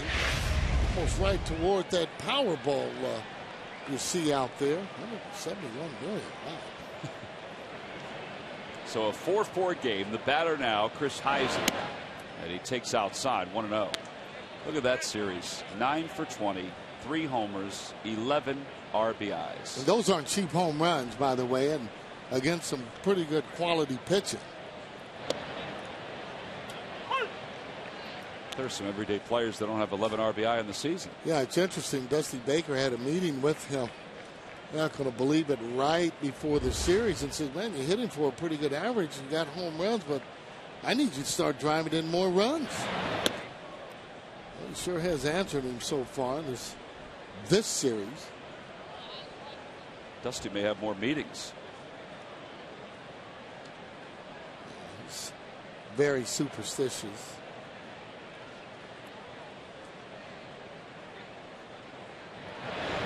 Swing and a miss. 2 balls, 2 strikes the count. Oh, he does get ahead. Cliff Lee does get ahead. Just got to be a little bit more careful. You know, when you're pitching to guys that can hit the ball out of the ballpark, concentrate on making them hit a pitch that you want them to. Unless that was a pitch he was maybe trying to get in a little bit further. It's a foul territory. Howard will give it a look. It's out of his reach. Some pinballs inside the Phil's dugout. Well, last night it was 4-4 in the 10th. Today it's 4-4 in the 6th.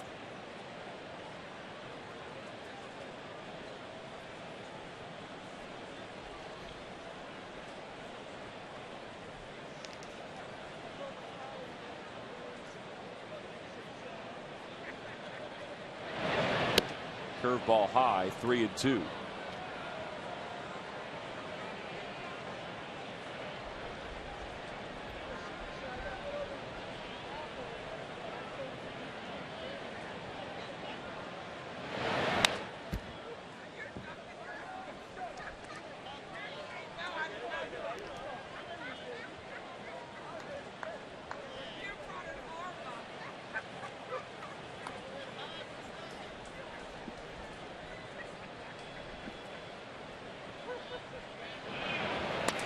Off the end of the bat, another foul ball. So it remains 3 balls and 2 strikes to Chris Heisey. Chris making Cliff Lee work. Fouling off tough pitches. Those are the pitches he wished they were able to put in play. The ones that are up in the zone, you hope they foul those off. That's a play for one of the infielders. Let's see who calls it. It's Utley who makes the call. And there's one out. Heisey was already between first and second when Utley made that catch. Takes charge right away on that high pop-up. Hey, Friday, June 10th, we've been talking about the Cubs series that's coming up, and there are limited seats available for all 3 of those games. But Friday the 10th in particular, we're going to celebrate Be a Fanatic About Reading Literacy Night. It's presented by Comcast. Fans are asked to donate a book to benefit the Philadelphia Reads program. All book donations will be accepted at all gates, and fans donating a book will have the opportunity to win an autographed item. Here's Hannigan, who takes a strike, 0-1. By the way, Homer Bailey, we were told earlier this inning, the starter for the Reds, he left with a spasm in his shoulder that he sustained on one of his at-bats. So that's why he left early. We figured something was wrong. Well, usually, yes, it's going to come from that player, from that person, when you're out at that particular time. Good pitch.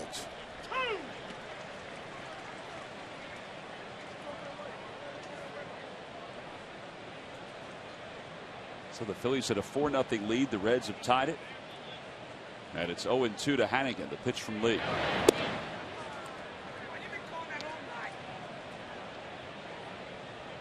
It's a better pitch there, 0-2. Those are coming in or going right at them. Make them see if they'll swing at a bad pitch.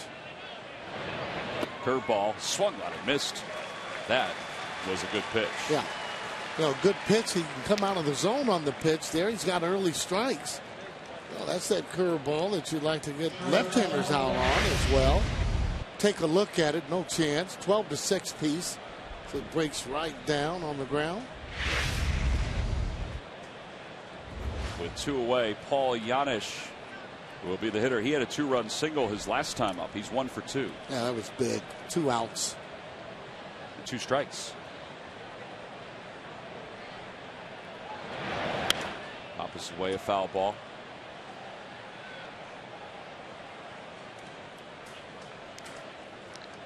.85 pitches. Look at the split, boy. 64 strikes, 21 balls. he started out great. That's why his pitch count's kind of low. But look at the 4th and 6th, the innings the Reds scored. Still has good velocity. Yeah. Well, he does, though. I mean, he comes at you, but there are times, though, you got 0-2. You throw the ball closer to the middle of the plate, the guys are going to hit it. You know, because they're ready to swing. That's why you want to tease them a little bit. Get it out of the zone. In the dirt like you did before. Like right there. Yeah. Forget about that sometimes, that a hitter is antsy. There you go. Many hitters 0-2 thinking I don't want to be called out on a strike. I'm just going to get myself ready to go, and sometimes they just go. And it's hard to hold up. Fly ball, shallow center. Mayberry gallops in, and the side is retired. However, the Reds have tied this one up. A 2-run home run by Jay Bruce. We go to the bottom of the 6th.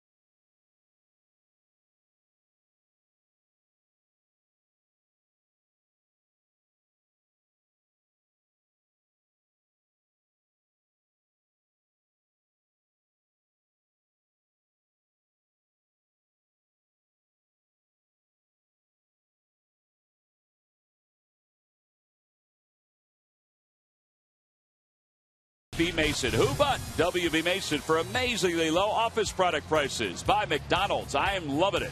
And by Xfinity, only from Comcast, the official HD triple play provider of the Philadelphia Phillies.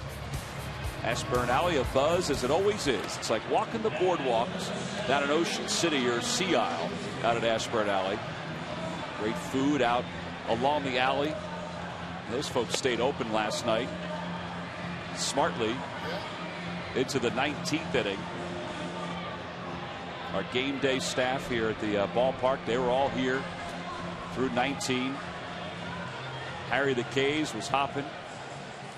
Now you got to give the fans a lot of credit, however, for staying here and for all those innings. You pointed that out last night. I mean, this is why one of the reasons why they're such passionate type fans. They want to be here. They just don't want to hear that you've won the game. They want to experience that for themselves. I got a number of emails today from fans who said they stayed the whole time and how much they enjoyed just the energy in the latter portion of the extra innings. And they were right. Mayberry leads it off here at the bottom of the 6th against Darrell Thompson. Yeah, and for some of those people that are maybe nodding out a little bit, hey, that's okay. Sure, there were some of staff members doing the same thing. Did you nod off? Oh, no, of course not. I would never nod off. I mean, I'm talking about maybe some of the other employees that had a chance to sneak out of here. They know who they are. Swing and a miss, 2-1.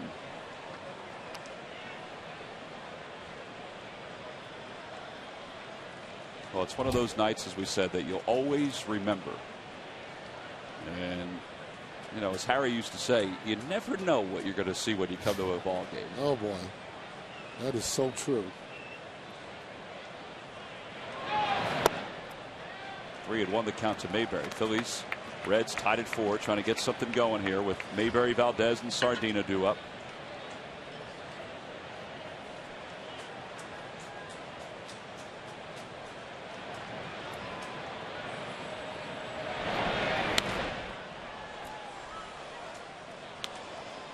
I got to tell you, that ball was right down the middle. That's, again, a ball that major leaguers 3-1, you got to be able to handle that pitch because you just don't see them.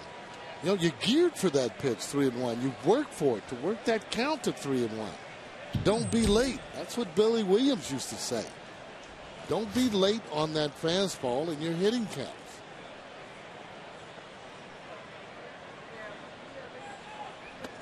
That nearly hit Mayberry. He'll take the walk. He's aboard to start the 6th. Now let's see if the Phils can get something going. It's the 3rd walk issued by Thompson, who's in his 2nd inning of relief work.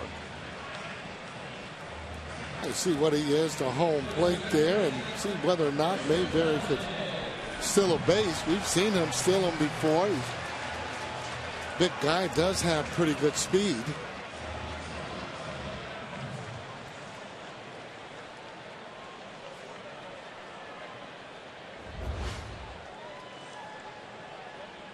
Valdez is grounded out, and he's also flied to right.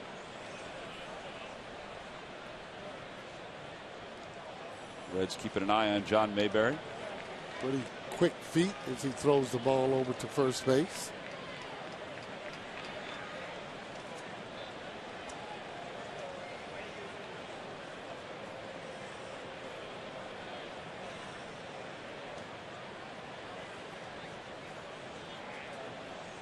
Another toss over.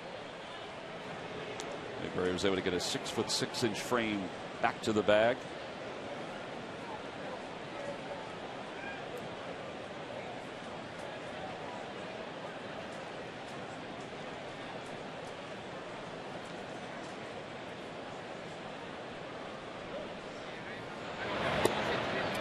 Thompson, tall, lanky, high leg kick. No, he does have a quick feet, however, when he's throwing that ball to first base. So you got to really be careful, though, when you're getting your lead. It appears, however, though, if you can get a jump off of him, and any of the base stealers that can should have a good chance to steal the base. There goes Mayberry. Pitch is hit in the air to left center field. That's going to drop in for a hit. Mayberry read it. He's on his way to 3rd. It'll be 1st and 3rd with nobody out. Got to give that Valdez a lot of credit. He said he doesn't like to lose. Doesn't make him feel good. Doing everything he can so far today to make sure they win. Take a look at this. I don't know if he was stealing or the hit and run. He stays right on the ball as he hits it dying into center field. Easy for Mayberry, who's running. You see, he picks that ball up. He should still automatically be running, but he got there easy. Weren't going to get any other baseman right there at 3rd. Safe at 3rd, safe and secure with New York Life. Now the 8-hole hitter with runners on 1st and 3rd and nobody out in the bottom of the 6th. Dane Sardina reached on an infield single his first time up, 1 for 2.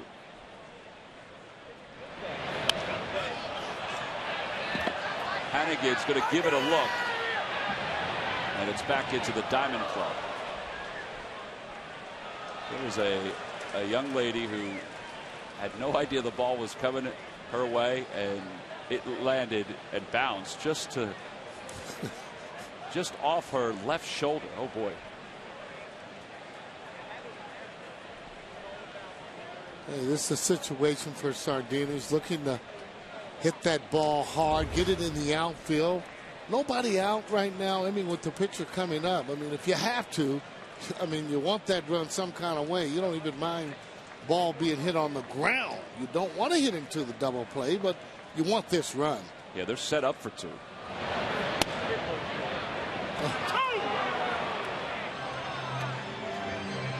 Now it's a little tougher. No balls, 2 strikes. Yeah, that's a tough pitch to even try and hit. Pitcher's pitch, if it even was a strike.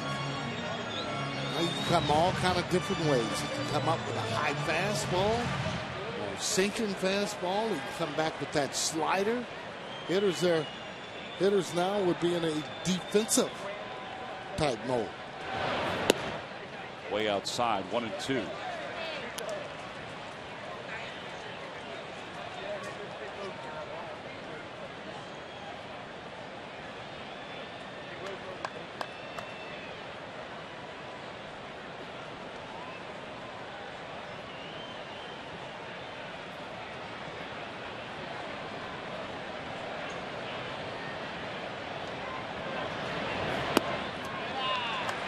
That is a good eye right there by Dane Sardina. 2-2. You see Thompson trying to go for that strikeout, realizing the pitcher is next. That's why he threw him that hard slider. Wants to try and get it a little bit closer to the plate, see if he can get a check swing. Sardina wants to try and wait back if he can and just make contact going anywhere other than the pitcher. Lays off 3-2. All right, do you start Valdez here? 3-2, nobody out. And he's run a couple times today. I know you don't normally do it. You know what? I don't want to do it, Charlie May, and I don't want to do it because I don't want to strike him out, throw him out in this situation, and have the pitcher coming up then for me. So 3-2 with nobody out. Runners lead off first and third. He goes inside, ball 4. I was thinking along the same lines as you were, but let's face it, Charlie has been overly aggressive today on a couple of different occasions. Well, it sure is being aggressive. You don't see Charlie making him run like that, but maybe he feels he's got to push those kind of buttons. Ryan Price is coming out to the mound.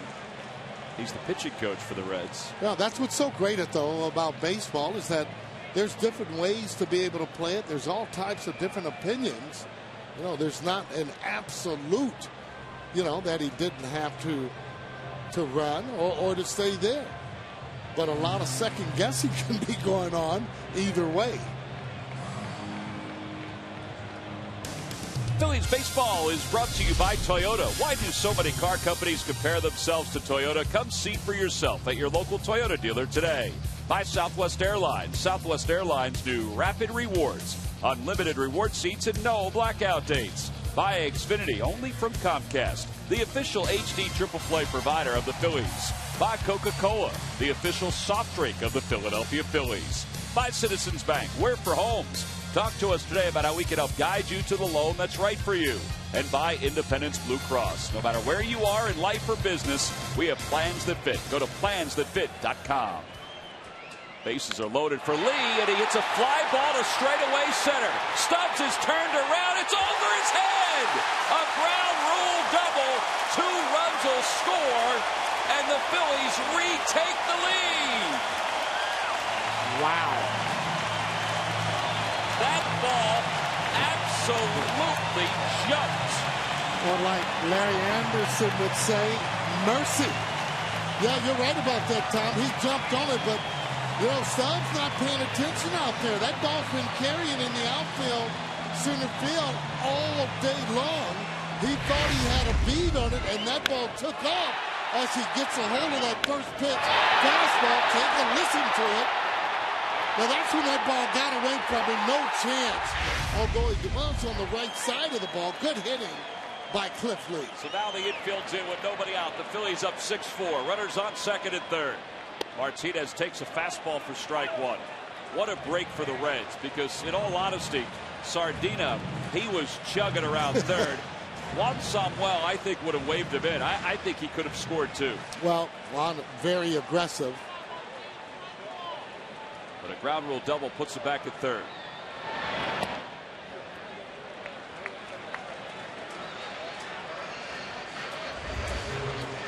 Set up to really get 2 more runs. If you can't, 1 would be great, but anytime you don't have an out, runners on second and third, where you don't have to get a hit, you expect to get those guys in. Fly ball toward left. It's going to be deep enough for Sardina. Heisey's under it, makes the catch. The throw goes to third. The Phillies lead it by 3.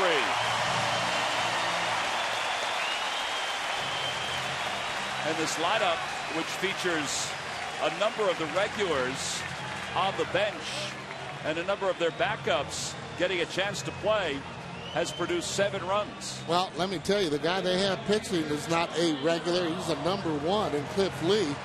Not only pitching, but doing some terrific hitting. And an awful hot day out here today. Waste a lot of energy, but boy, a pitcher getting that 2 RBIs and a hit, bases loaded. You got to like it. Jose Arredondo is up and throwing in the pen. Dominic Brown has been on base twice today.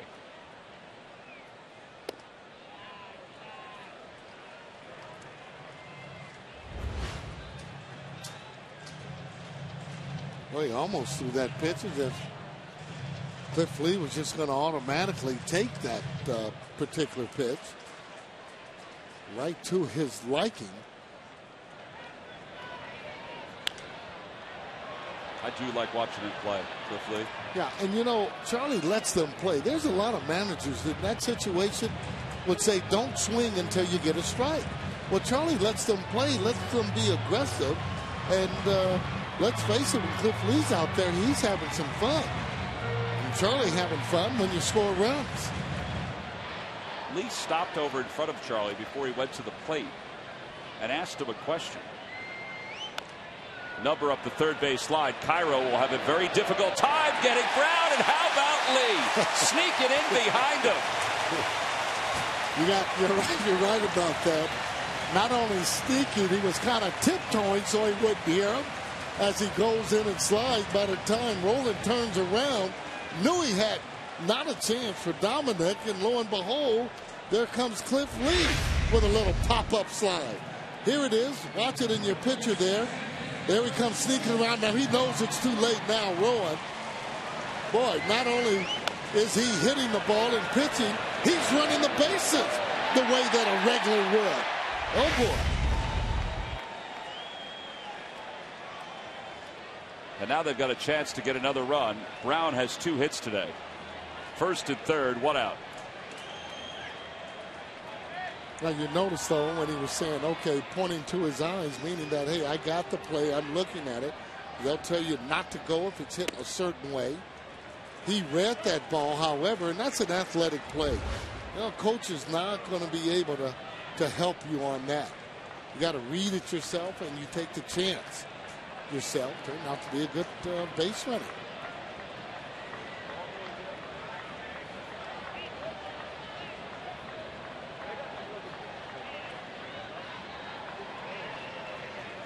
Outside corner. All right, take us through this, Sarge. Who's he telling this to? Sure, now he said, hey, I got you. I got you. You know, don't really want to give up any secrets, but a lot of times, too, pointing back. I don't know how they play today, but we would actually be able to relay signs back to our particular hitter. In that case there, however, pitchers have never given me a sign on what was coming. Or would you have accepted it? It would have been pretty difficult for me to accept that coming from him. I'm just going to say.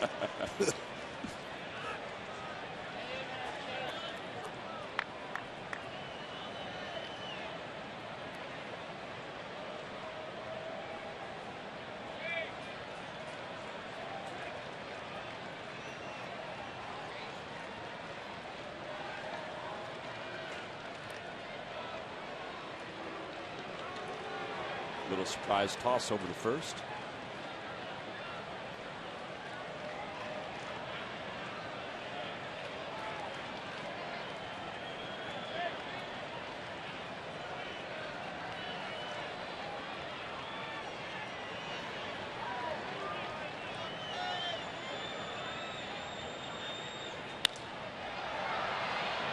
Shallow left, a long run in for Heisey.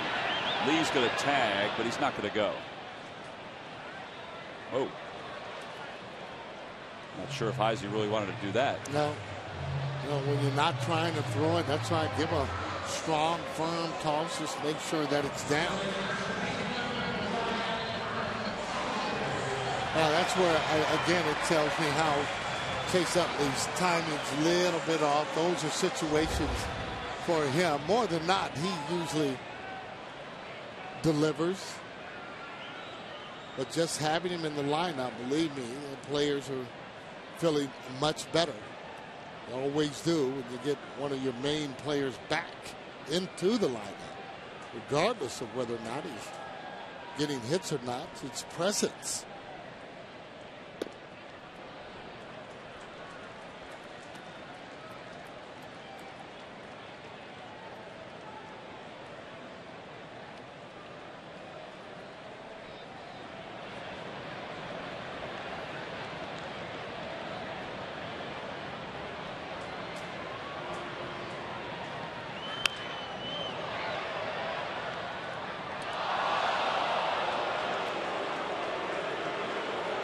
Those two guys had it, and it dropped down.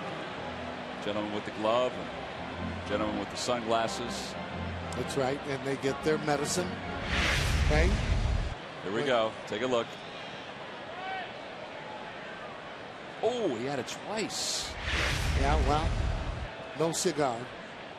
You get booed here at this stadium. Gentleman in the Hall of Fame club didn't mind because it dropped softly into his hand. Oh yeah, and again, I mean, that's almost what you would call false hustle, picking up the ball after somebody else hits his hand. The first guy get booed. Fans don't care about the second guy. Okay, he should catch it.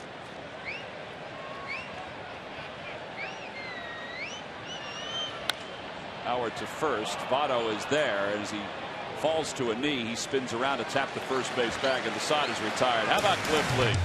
Cliff Lee gets a whisper from Charlie Manuel and Pete McCannon. Then he goes up and he drills a ground rule double over the head of Drew Stubbs into the bushes, and the Phillies take the lead.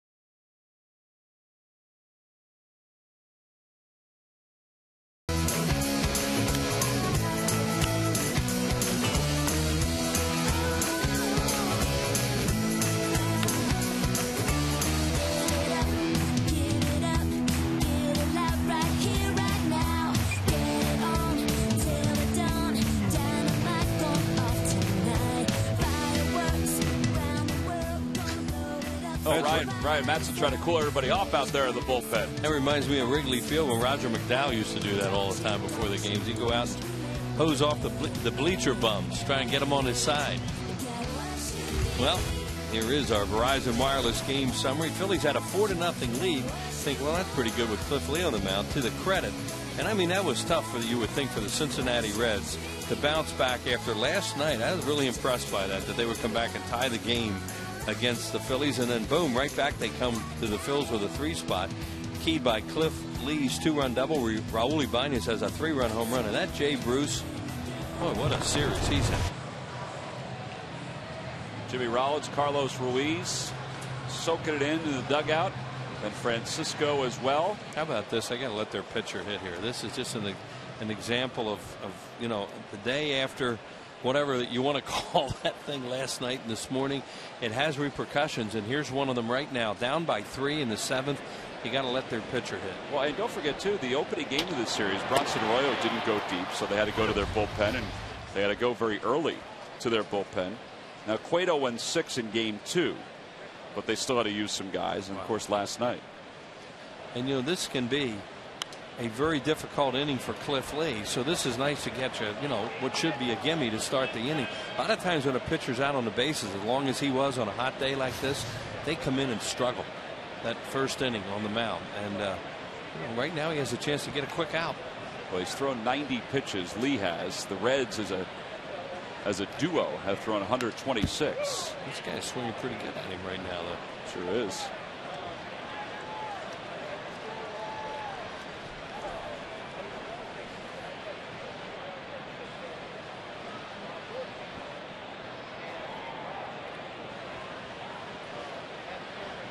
0-2 pitch. Got him. Breaking ball. Strikeout number 6 for Lee. Time now for our Home Depot defensive play of the game. Well, Cliff Lee's done all kinds of things here today. He is a baseball player, an athlete. This was pitcher Homer Bailey early in the game. A little one-hopper check swing, and look at him leap up in the air, grab that baby, throw him out.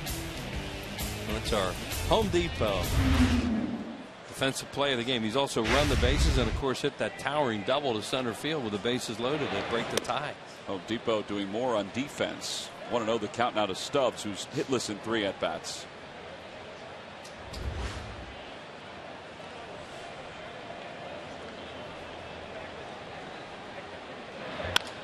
Back toward the middle. Look out. Ooh, Utley makes a nice play. Spins awkwardly. Doesn't get Stubbs. And hold your breath a little bit. Yeah. That thing hit the mound and slowed up, or he'd had no chance to get to it. I still didn't think he had a chance to get to it. No. That's one of those plays that, you know, as you said, you hold your breath. Right there, it looked like he slipped. Yeah, he did. He slipped. He kind of tripped himself almost, and then he couldn't get anything on the throw. Phillips coming up right now. He's hit 3 line drives today. Has 1 hit to show for it.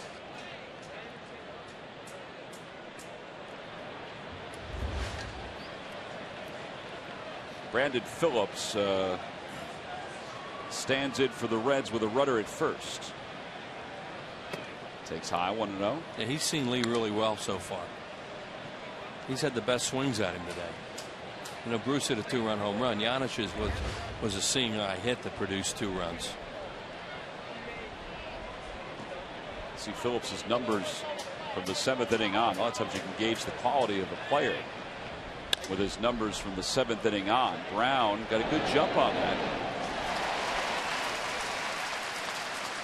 Yeah, that's the worst contact he's made all day. Hit that little slicer out there with plenty of hang time for Dominic Brown. So 2 outs.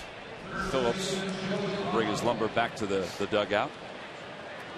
Here's Joey Votto. 1 for 3.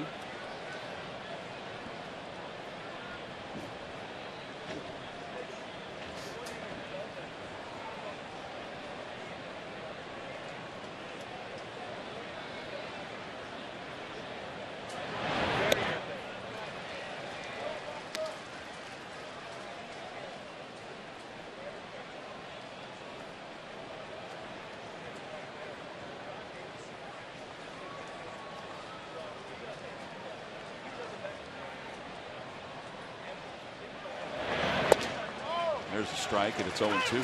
Yeah, now this is where Cliff Lee sometimes he'll get hurt with 2 strikes on him because he'll make too good a pitch with 2 strikes. He's such a strike thrower. I think Bruce had 2 strikes. He did. Yeah, when he so hit did the ball. Janish. Right, when they hit the ball of the ballpark. So, you know, you want him to throw a non-strike here that maybe is good enough for him to chase. And if it's 1-2, then go from there. It's almost like he wants another pitch. You know, when they do something like that, they just didn't like maybe what was called, or decided they're going to go through the signs again. I've liked his curveball today, particularly with 2 strikes. I mean, he's got a good hook going. Well, that would be a good pitch to throw here. You just don't want it too close to home plate. 0-2 pitch. Outside, 1-2. Yeah, it's almost like he was thinking there, you know, I'm getting hurt with these 2 strike pitches. I'm not going to get him anything to hit. And if he chases it, and that one was so far outside, it wasn't even a chase pitch. He just throws a lot of strikes, especially first pitches. Of his strikes tonight, 74, 21 first pitch strikes. You know, strikes are great, but you know, sometimes you have to be careful throwing too many of them.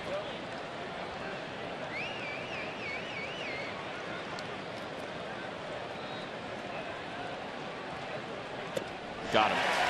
Votto off balance yet again against Cliff Lee. 7 strikeouts, and Votto is not pleased with himself.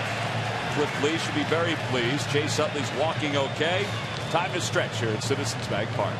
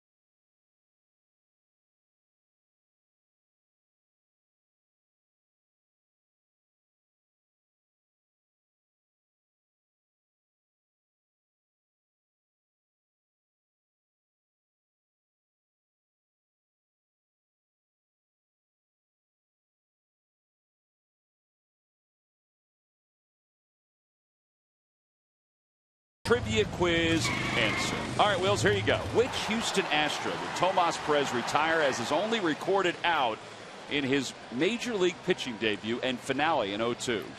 Was it one of their big time guys? No. Well, give me a hint then. Oh boy, this is a tough one. You always say we have to stay in our.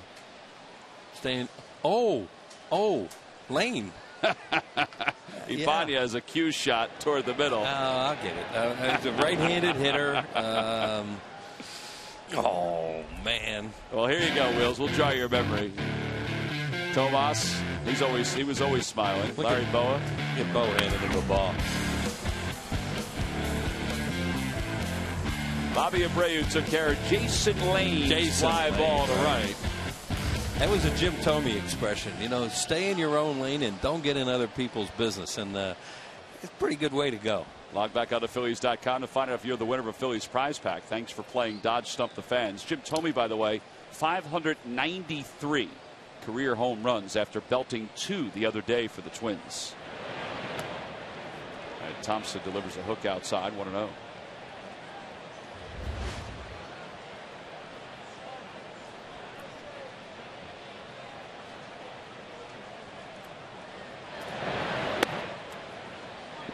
John got a big hit walk his last time up. Walked the lead off that inning. Then he went first to third. He's running on the count. Went first to third.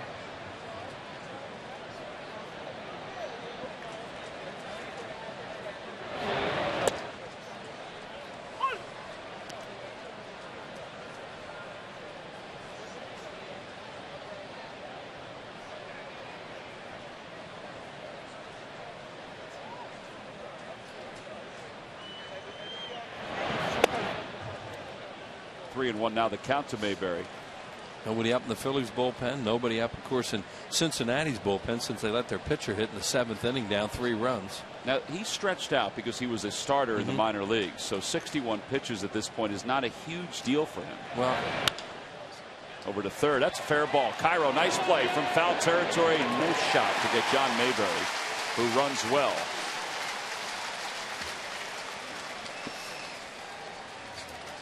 These lucky fans are today's Citizens 7. They will receive a prize pack courtesy of Citizens Bank.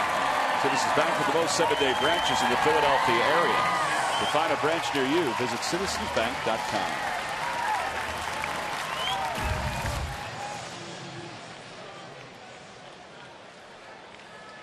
So Mayberry's aboard. Valdez, the hitter. Yeah, this worked out last time. Down at the bottom of the order, they took the lead. Valdez singled, as Wheels mentioned. Mayberry over to third in the 6th. And Sardina had a tough at bat. Was he 0-2 or 1-2 and drew that walk? He had 2 strikes on it. I think it was 0-2. Yeah, and then wound up walking. And then, you know, first pitch fastball to Cliff Lee, and he hit it over Stubbs' head in center field for a ground rule double. They got another one after that and could have had a chance for one more and had a 4-run inning. They wound up with 3.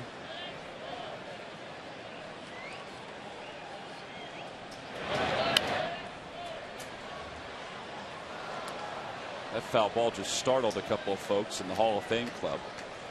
What were they doing? I think they were just chatting, and the ball came up and hit the front part of the Hall of Fame club. The railing. Get your attention. Phillies are going to get bullpen activity. Maybe think about hitting for Lee this hot afternoon. He's giving him a tough 7 today. There goes Mayberry. Little number back to the mound. Thompson looked at second. So 2 outs. But Charlie has really started the runners often in today's game. Honestly, more often than he usually does. A couple hit and runs. Started Mayberry there as Contreras gets up to throw. That may answer our question about the closer spot. Yeah. At least for today. I asked Valdez if he was available today. He said he might be. Threw a lot of pitches for an infielder. Sardina has a hit and 2 official at bats. A run scored. And he takes upstairs 1-0. Cliff Lee is in the on-deck circle. I don't think he wants to come out of the game. Well, he's one of those guys never wants to come out. Looks like Halladay. Charlie needed innings from his starter today. So did Dusty Baker, but evidently a shoulder spasm put Homer Bailey out of the game. 1-1 the count to Sardina.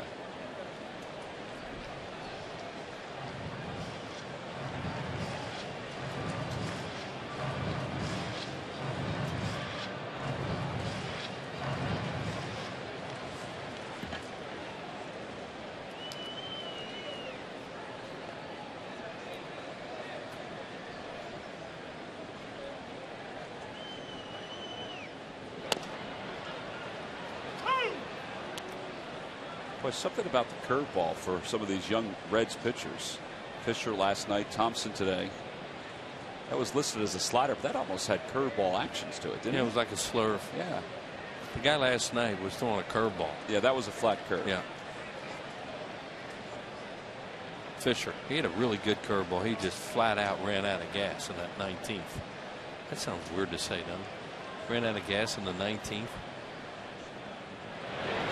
We've said it often today, so we're getting kind of used to it.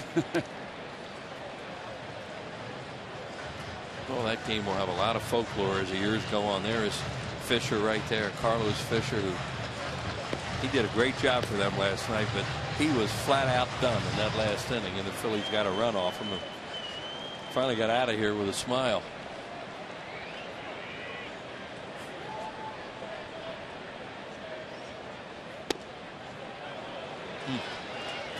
Breaking a ball after breaking ball and then throws a fastball. That one was at 91 miles per hour to Sardina. It's 3-2.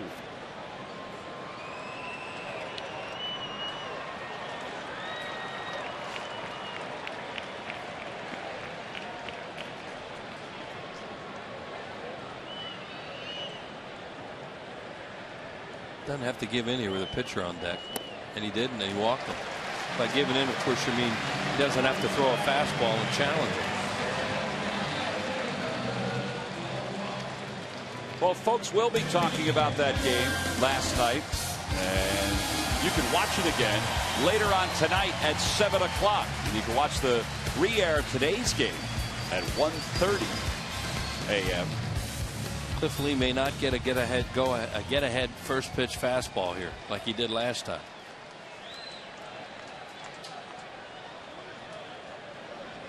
First and second, 2 outs.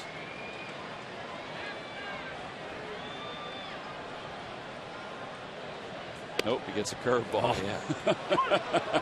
He look back at the umpire and the catcher Hannigan. Like, what? What's that for? Not only that, he probably thought it was a ball. Yeah, sure he did. But it's also like, what are you throwing that for? He just enjoys himself. He likes the National League. But the way he ran the bases on that number. That's good base running play. Line drive, base hit for Lee into right center field. He'll get another RBI. Wow.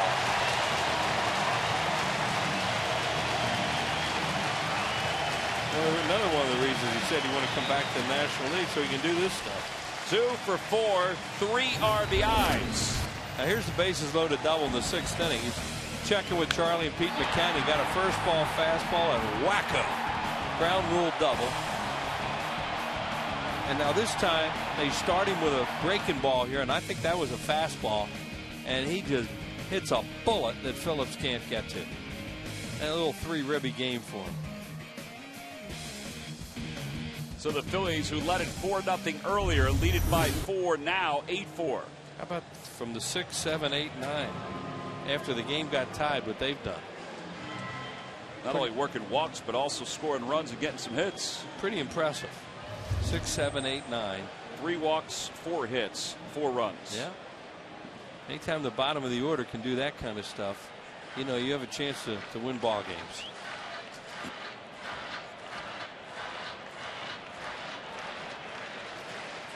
Got some 2-out runs today, too.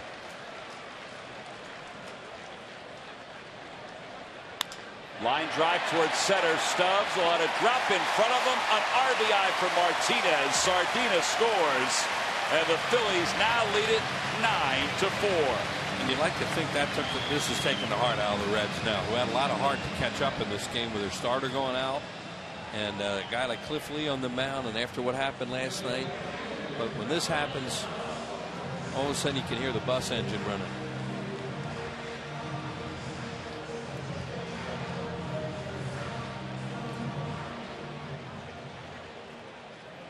Ten runs on 11 hits. Excuse me, 9 runs on 11 hits.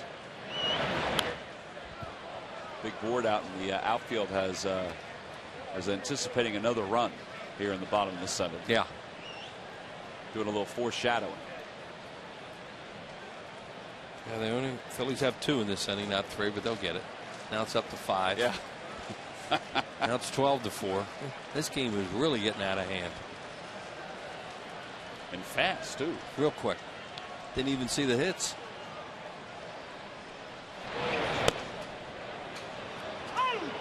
Oh, and 2 the count to Brown. We got it right out there now. They do a good job over there in that room. That beautiful new board out in left center. They do a great job. I mean, some of the stuff that's up there and the work to put it together. Tremendous. Very entertaining. I love the Fanatic. The 3D Fanatic that comes out on it. That's good. A lot of info on it, too.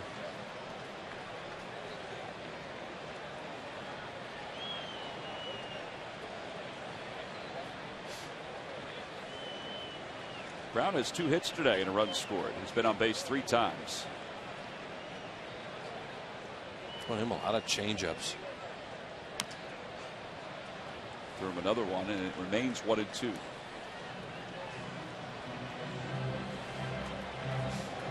Dominic Brown has a little bit of an unorthodox way of hitting, an unorthodox swing. It has worked for him throughout his minor league career. As a fan has a baseball there, and they're going to see if it works for him in the big leagues. Yeah, they've tinkered with it a little bit, but he's dropped his hands or raised his hands back up. I mean, they're not exceptionally high, but you know, he has a strange follow through. When you watch him, it just doesn't look, but you know, conventional. But there's a lot of guys that have played this game successfully that have funky looking swings. Hunter Pence from the Astros. Yeah. So you know, it gets to a point where you know, he's had so much success down below, they just won't tinker with him too much. Just let him go and see what happens. He stayed back on that one, lifts it to right. Bruce is there. Yeah, and he hit that hard. And the side is retired, but the Phillies got a couple more. Cliff Lee, another RBI. He'll go back to work. So we go to the top of the 8th.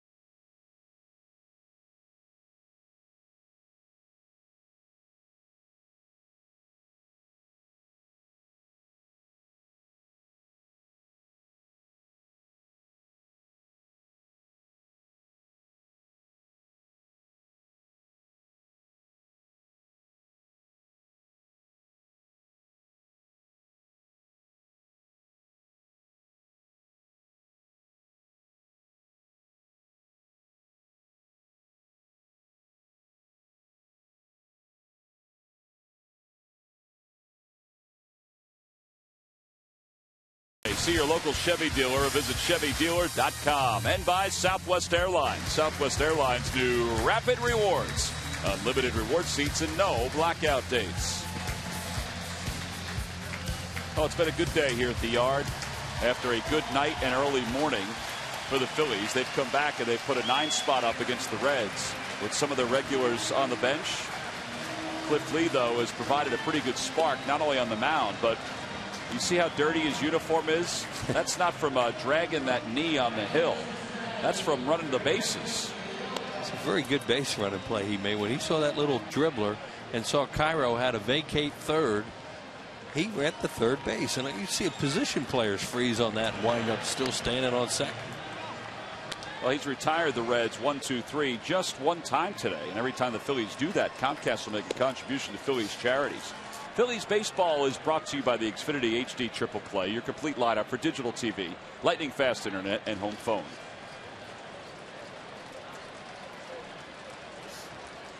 They just acknowledged the F-18 pilots who piloted the flyover prior to the ball game today on top of the Phillies dugout. You got a captain down there and a bird colonel. They're getting a lot of pats on the back, a lot of handshakes as they're walking up the aisle. Yep. Playing the anchors away while they were down there. That's pretty neat. Miguel Cairo leads it off. And he takes up high 1-0. He's hurt Lee this afternoon. Firing balls in the gap in left center. He's now 7 for 15 against Lee in his career.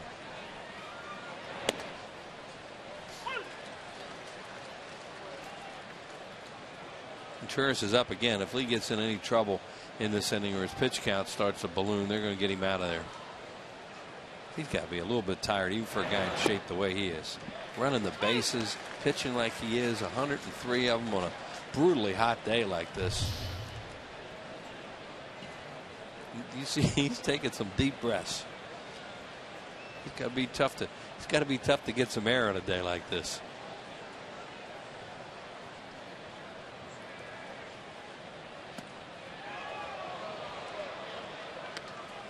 He needs a couple easy outs and let somebody else pitch the ninth. Figure it's going to be Contreras. He's going to be in here at some point. Looks like it.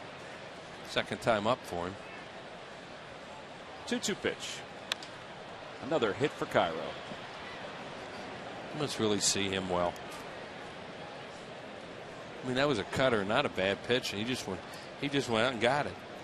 Hey, current high school sophomores and juniors, why don't you tell us in 500 words or less how you're having a positive impact on the community through service for an opportunity to be honored on field over the course of the season as a Phillies Extraordinary Scholar. It's brought to you by Cabrini College. You must have a minimum 3.0 GPA. That's a B average or equivalent to be considered. 2 students will be honored each month. Judging period ends June 24th. Excuse me. Go to Phillies.com/scholar for more information. Here's Bruce, who takes one inside, 1-0. Guy's had some series. He has, but as we go through this game, if the Phillies can get the last 6 outs, nobody's going to remember it. Right. And that's good. That would be good. He's had a lot of big hits in this series. Hits that he tied the game again today. Tied the game last night. He put them ahead last night. He won the game the night before. Asdrubal Durazo. Oh yeah, Durazo. Rubio Durazo. Not to be confused with Asdrubal Cabrera, who's having a good year for the Indians. Rubio Durazo was that guy that played for the Diamondbacks. Right. Another thing, he did real short arms, and it was amazing the buggy whip he could do with a bat with those little short arms that he had. And he had some games against the Phillies. He may have the most. He does. I think he has the most RBIs in a game against the Phillies. 9. Now I got to look it up. But I remember Spire had 8 in a game.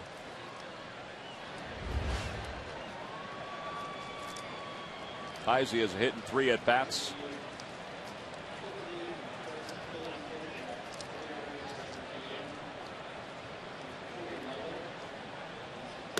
Outside, 1 ball, no strikes.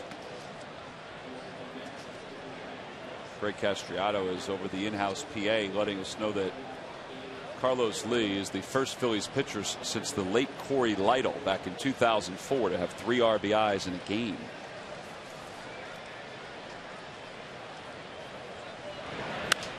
Fly ball, shallow right.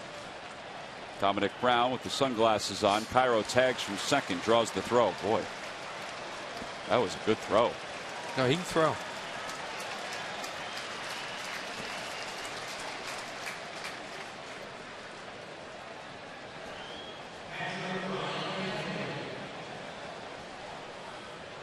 So 2 away here at the top of the 8th. The runner at second.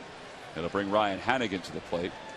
Mentioned Greg Castriato. You know, last night we talked about all the folks that helped us get through the 19 innings. I mean, we were getting notes left and right. Carl Graver, our statistician, John DeSangro, our associate producer. Everybody did such a great job. And the Phillies PR staff, you know, Greg Castriato, Kevin Gregg, Craig Hugner, Chris Ware, Deanna Savick, I mean, Bonnie Clark. I mean, they were giving us information left and right through email, through text about all the happenings. First time since this, first time since that. And plus, with everything going on this homestand, they're always helpful, but they've been unbelievably helpful with the Chase Utley interview and John Mayberry wearing the microphone the other day. Sometimes it takes a game like last night to bring it to the forefront of even our eyes. Team effort, and they do a great job for you to help out.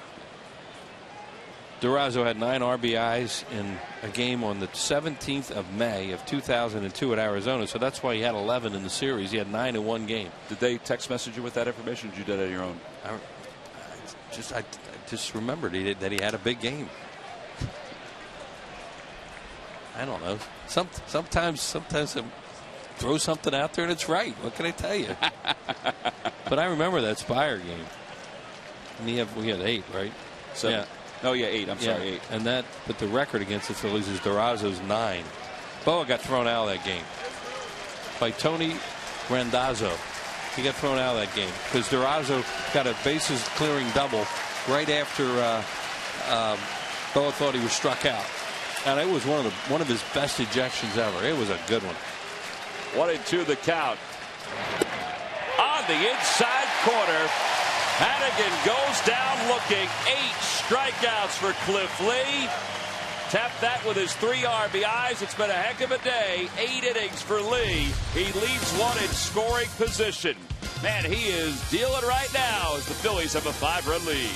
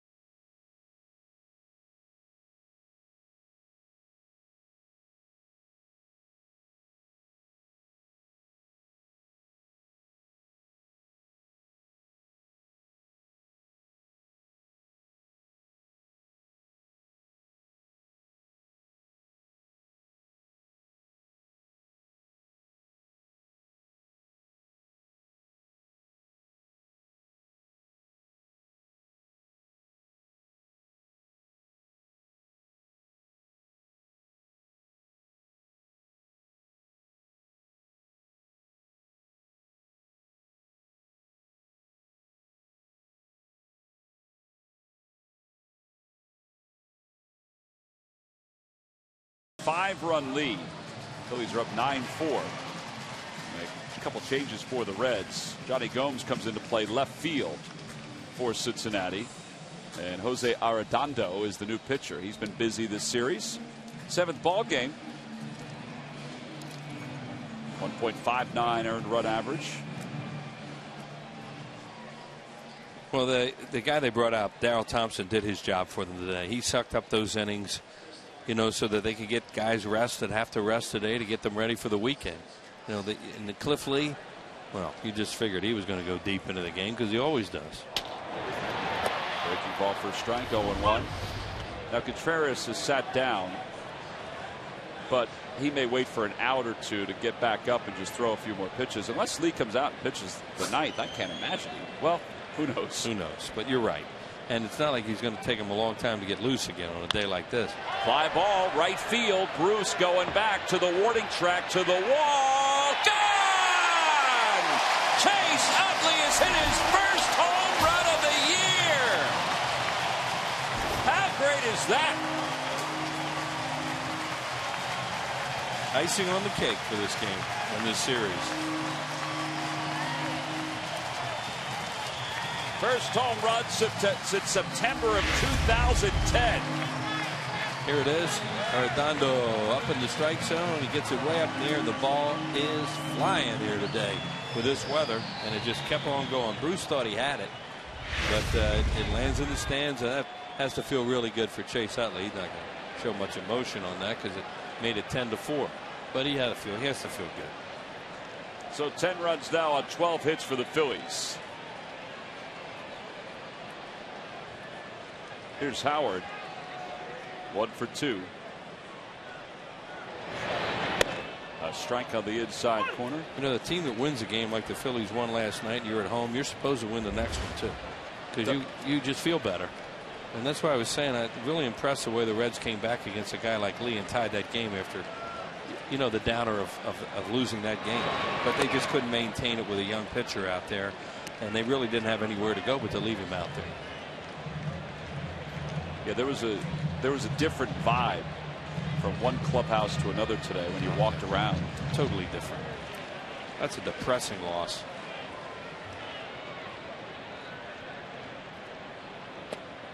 It's a hangover game if there ever was one, and you're coming right back in less than 12 hours and playing again. It's hard to win a game like that, but you know, they hung in there, and now you know, you think the Phillies hopefully have enough.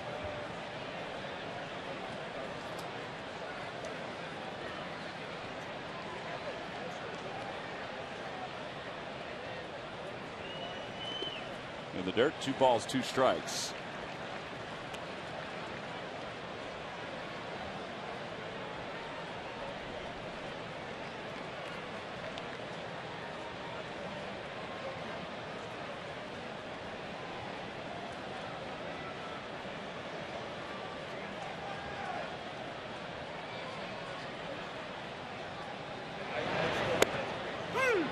Oh, Howard's down looking, 1 away.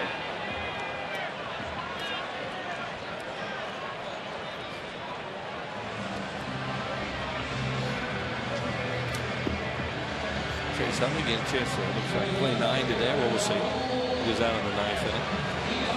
The thought is that he plays today. He'll probably play tomorrow. Maybe Saturday. But you know, Charlie Manuel said he wanted to get him play 2 straight and 3 straight. Yeah. And 4 or 5 straight. And Capuano tomorrow night is a lefty. Oh, that could factor deter, into it. Yeah. Right, because Pelfrey goes Saturday. Right. Now Nice goes Sunday. Another lefty on Sunday. There's Contreras. With 1 out, he's up and throwing again. Phillies are missing that flutter baller again, which is nice. He's going today in Chicago. R.A. Dickey. Heard Mike Quaddy talk about facing R.A. Dickey today, and he faced Tim Wakefield last weekend with the Red Sox. Sure, they were in Chicago. I mean, in Boston. Yeah, he said, let's see what happens when we face 2 knuckleballers within the same week. That happened with the Phillies. It didn't work out well with the 2 guys. Well, both of them.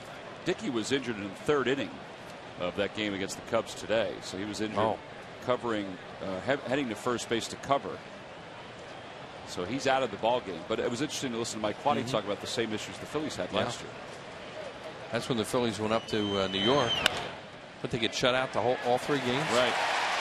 Second hit of the day for Ibanez. Comes with 1 out. And here's Mayberry. So here's the rotation for the next series. For the Phillies, they'll start Roy Oswalt tomorrow, then Hamels on Saturday, Worley on Sunday, Capuano, Pelfrey, and Nice over the weekend. There's Roy.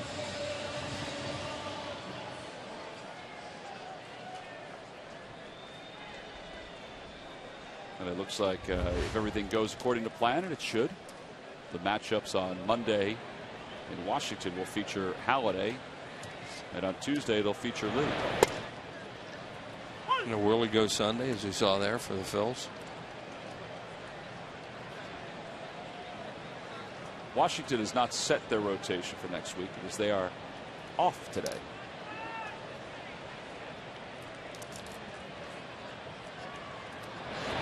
It should be Marquis, though, on Monday or Tuesday. He pitched last night.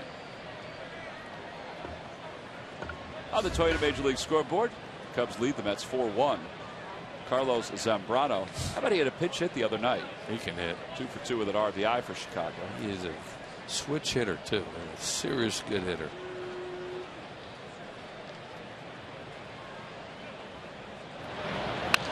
Over to third. Cairo takes the low hop, throws a little high to second. They'll get Ibanez. That's all they were going to get anyway. And another glance at the Toyota Major League scoreboard. Well, look what the Red Sox have done the last 2 days. Or I should say 2 of the last 3 days. Beat up on the Indians the other day. Now the Tigers today. It's 14-1 in the top of 8th. That's 8 hits for Crawford in the last 2 games, right? Didn't he have 4 hits yesterday? So he's starting to become Carl Crawford all of a sudden. It took a while. And same with the Red Sox. It took them a while to get back to being the Red Sox. Yeah. But the standings of the American League East, after the first few weeks, Boston was at the bottom. Baltimore was toward the top, and now it's the Yankees a half game ahead of the Red Sox.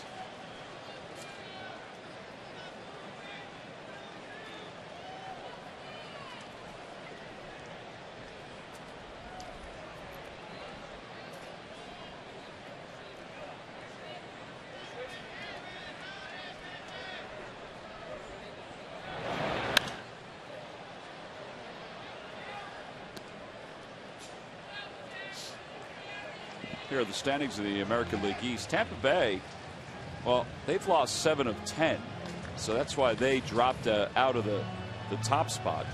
They're a game and a half back. Still remarkable what they're doing. Red Sox were just struggling to get to 500 after the start they did, and now they've zoomed past it. Yeah, they were 0-6 to start the year. Side is retired as Phillips takes care of Mayberry. So the Phillies, a run on the home run by Chase Utley. They get a couple of hits, and Jose Contreras off the DL will come in to pitch the ninth.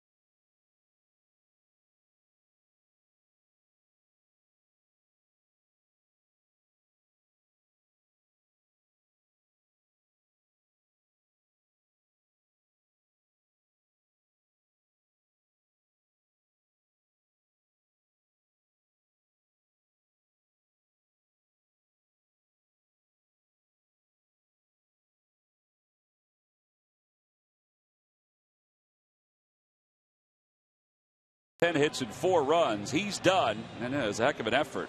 He also can throw his 3 RBIs onto that line. So he'll sit and watch Jose Contreras make his return for the DL. Contreras in his 9th ball game. When he left, he was the Phillies' closer. He had 5 saves and 5 opportunities. His last appearance was against Gwinnett in a rehab. His last major league appearance was back on the 21st of April. Just nice to get him back and add some depth to the bullpen. turned into that kind of day after it was that kind of morning with all the smiles. The smiles have carried over to today's afternoon affair, the Citizens Bank Business Person Special. So Giannis will lead it off. It'll be Giannis, then the left fielder Johnny Gomes, who came on as part of a double switch, and then the top of the order.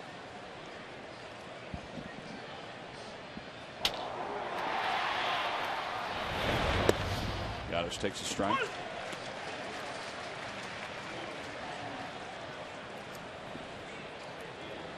Contreras had a strain to his flexor pronator with his right arm, basically at a strained elbow. Valdez in foul territory. One gone.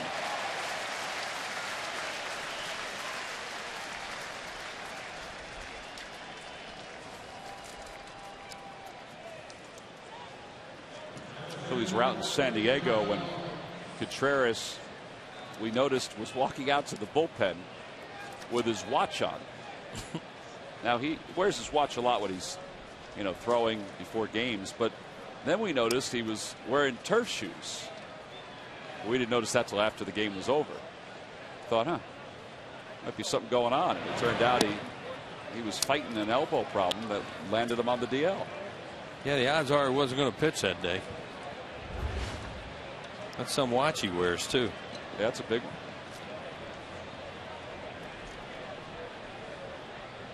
What an 0 the count. Chopper by Gomes, and it's 1 ball, 1 strike.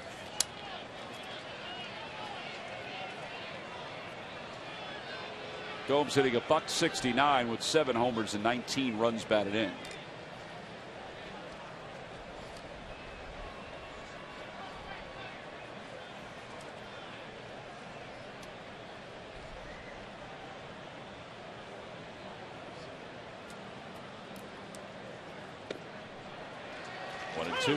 Out in the Phillies bullpen, Kyle Kendrick is throwing. So's Vance Worley.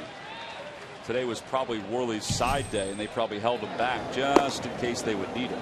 Yeah, and Charlie said Kendrick was available for him today if he needed him. Something went wrong, and they needed innings. He only pitched 2/3 last night. Fortunately, nothing went wrong for the Phils with Cliff Lee out on the mound. No, he hung in there even after the Reds tied it up, and then the bottom of the order very, very productive today, including Cliff Lee, who knocked in 3. He really helped himself. Bottom of the order had 5 hits. Lee had 2. Bottom of the order had 3 RBIs. They were Lee's, and they also scored 5 runs. Here's the 1-2 pitch. Low, 2-2.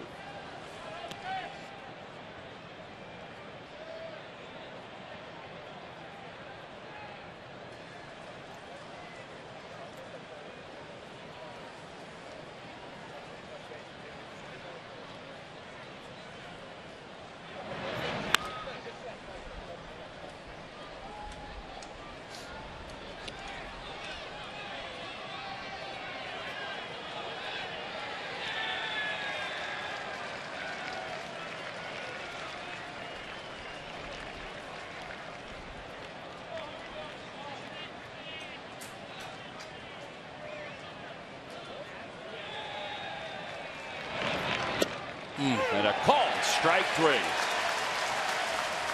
The splitter rings up Johnny Gomes. 9 strikeouts for Phillies pitching. Nice to have a guy like Contreras back, because he'll go out there and compete, get people out for you. Probably had a little better split than Valdez would have. Valdez may start working on some other pitches just in case. Well, hopefully that was one and done. Yeah. With that. Here's Drew Stubbs. Phillies trying to finish off the Reds. They've taken 2 of the first 3. And they'll try to take 3 of 4, finish this homestand at 6-3.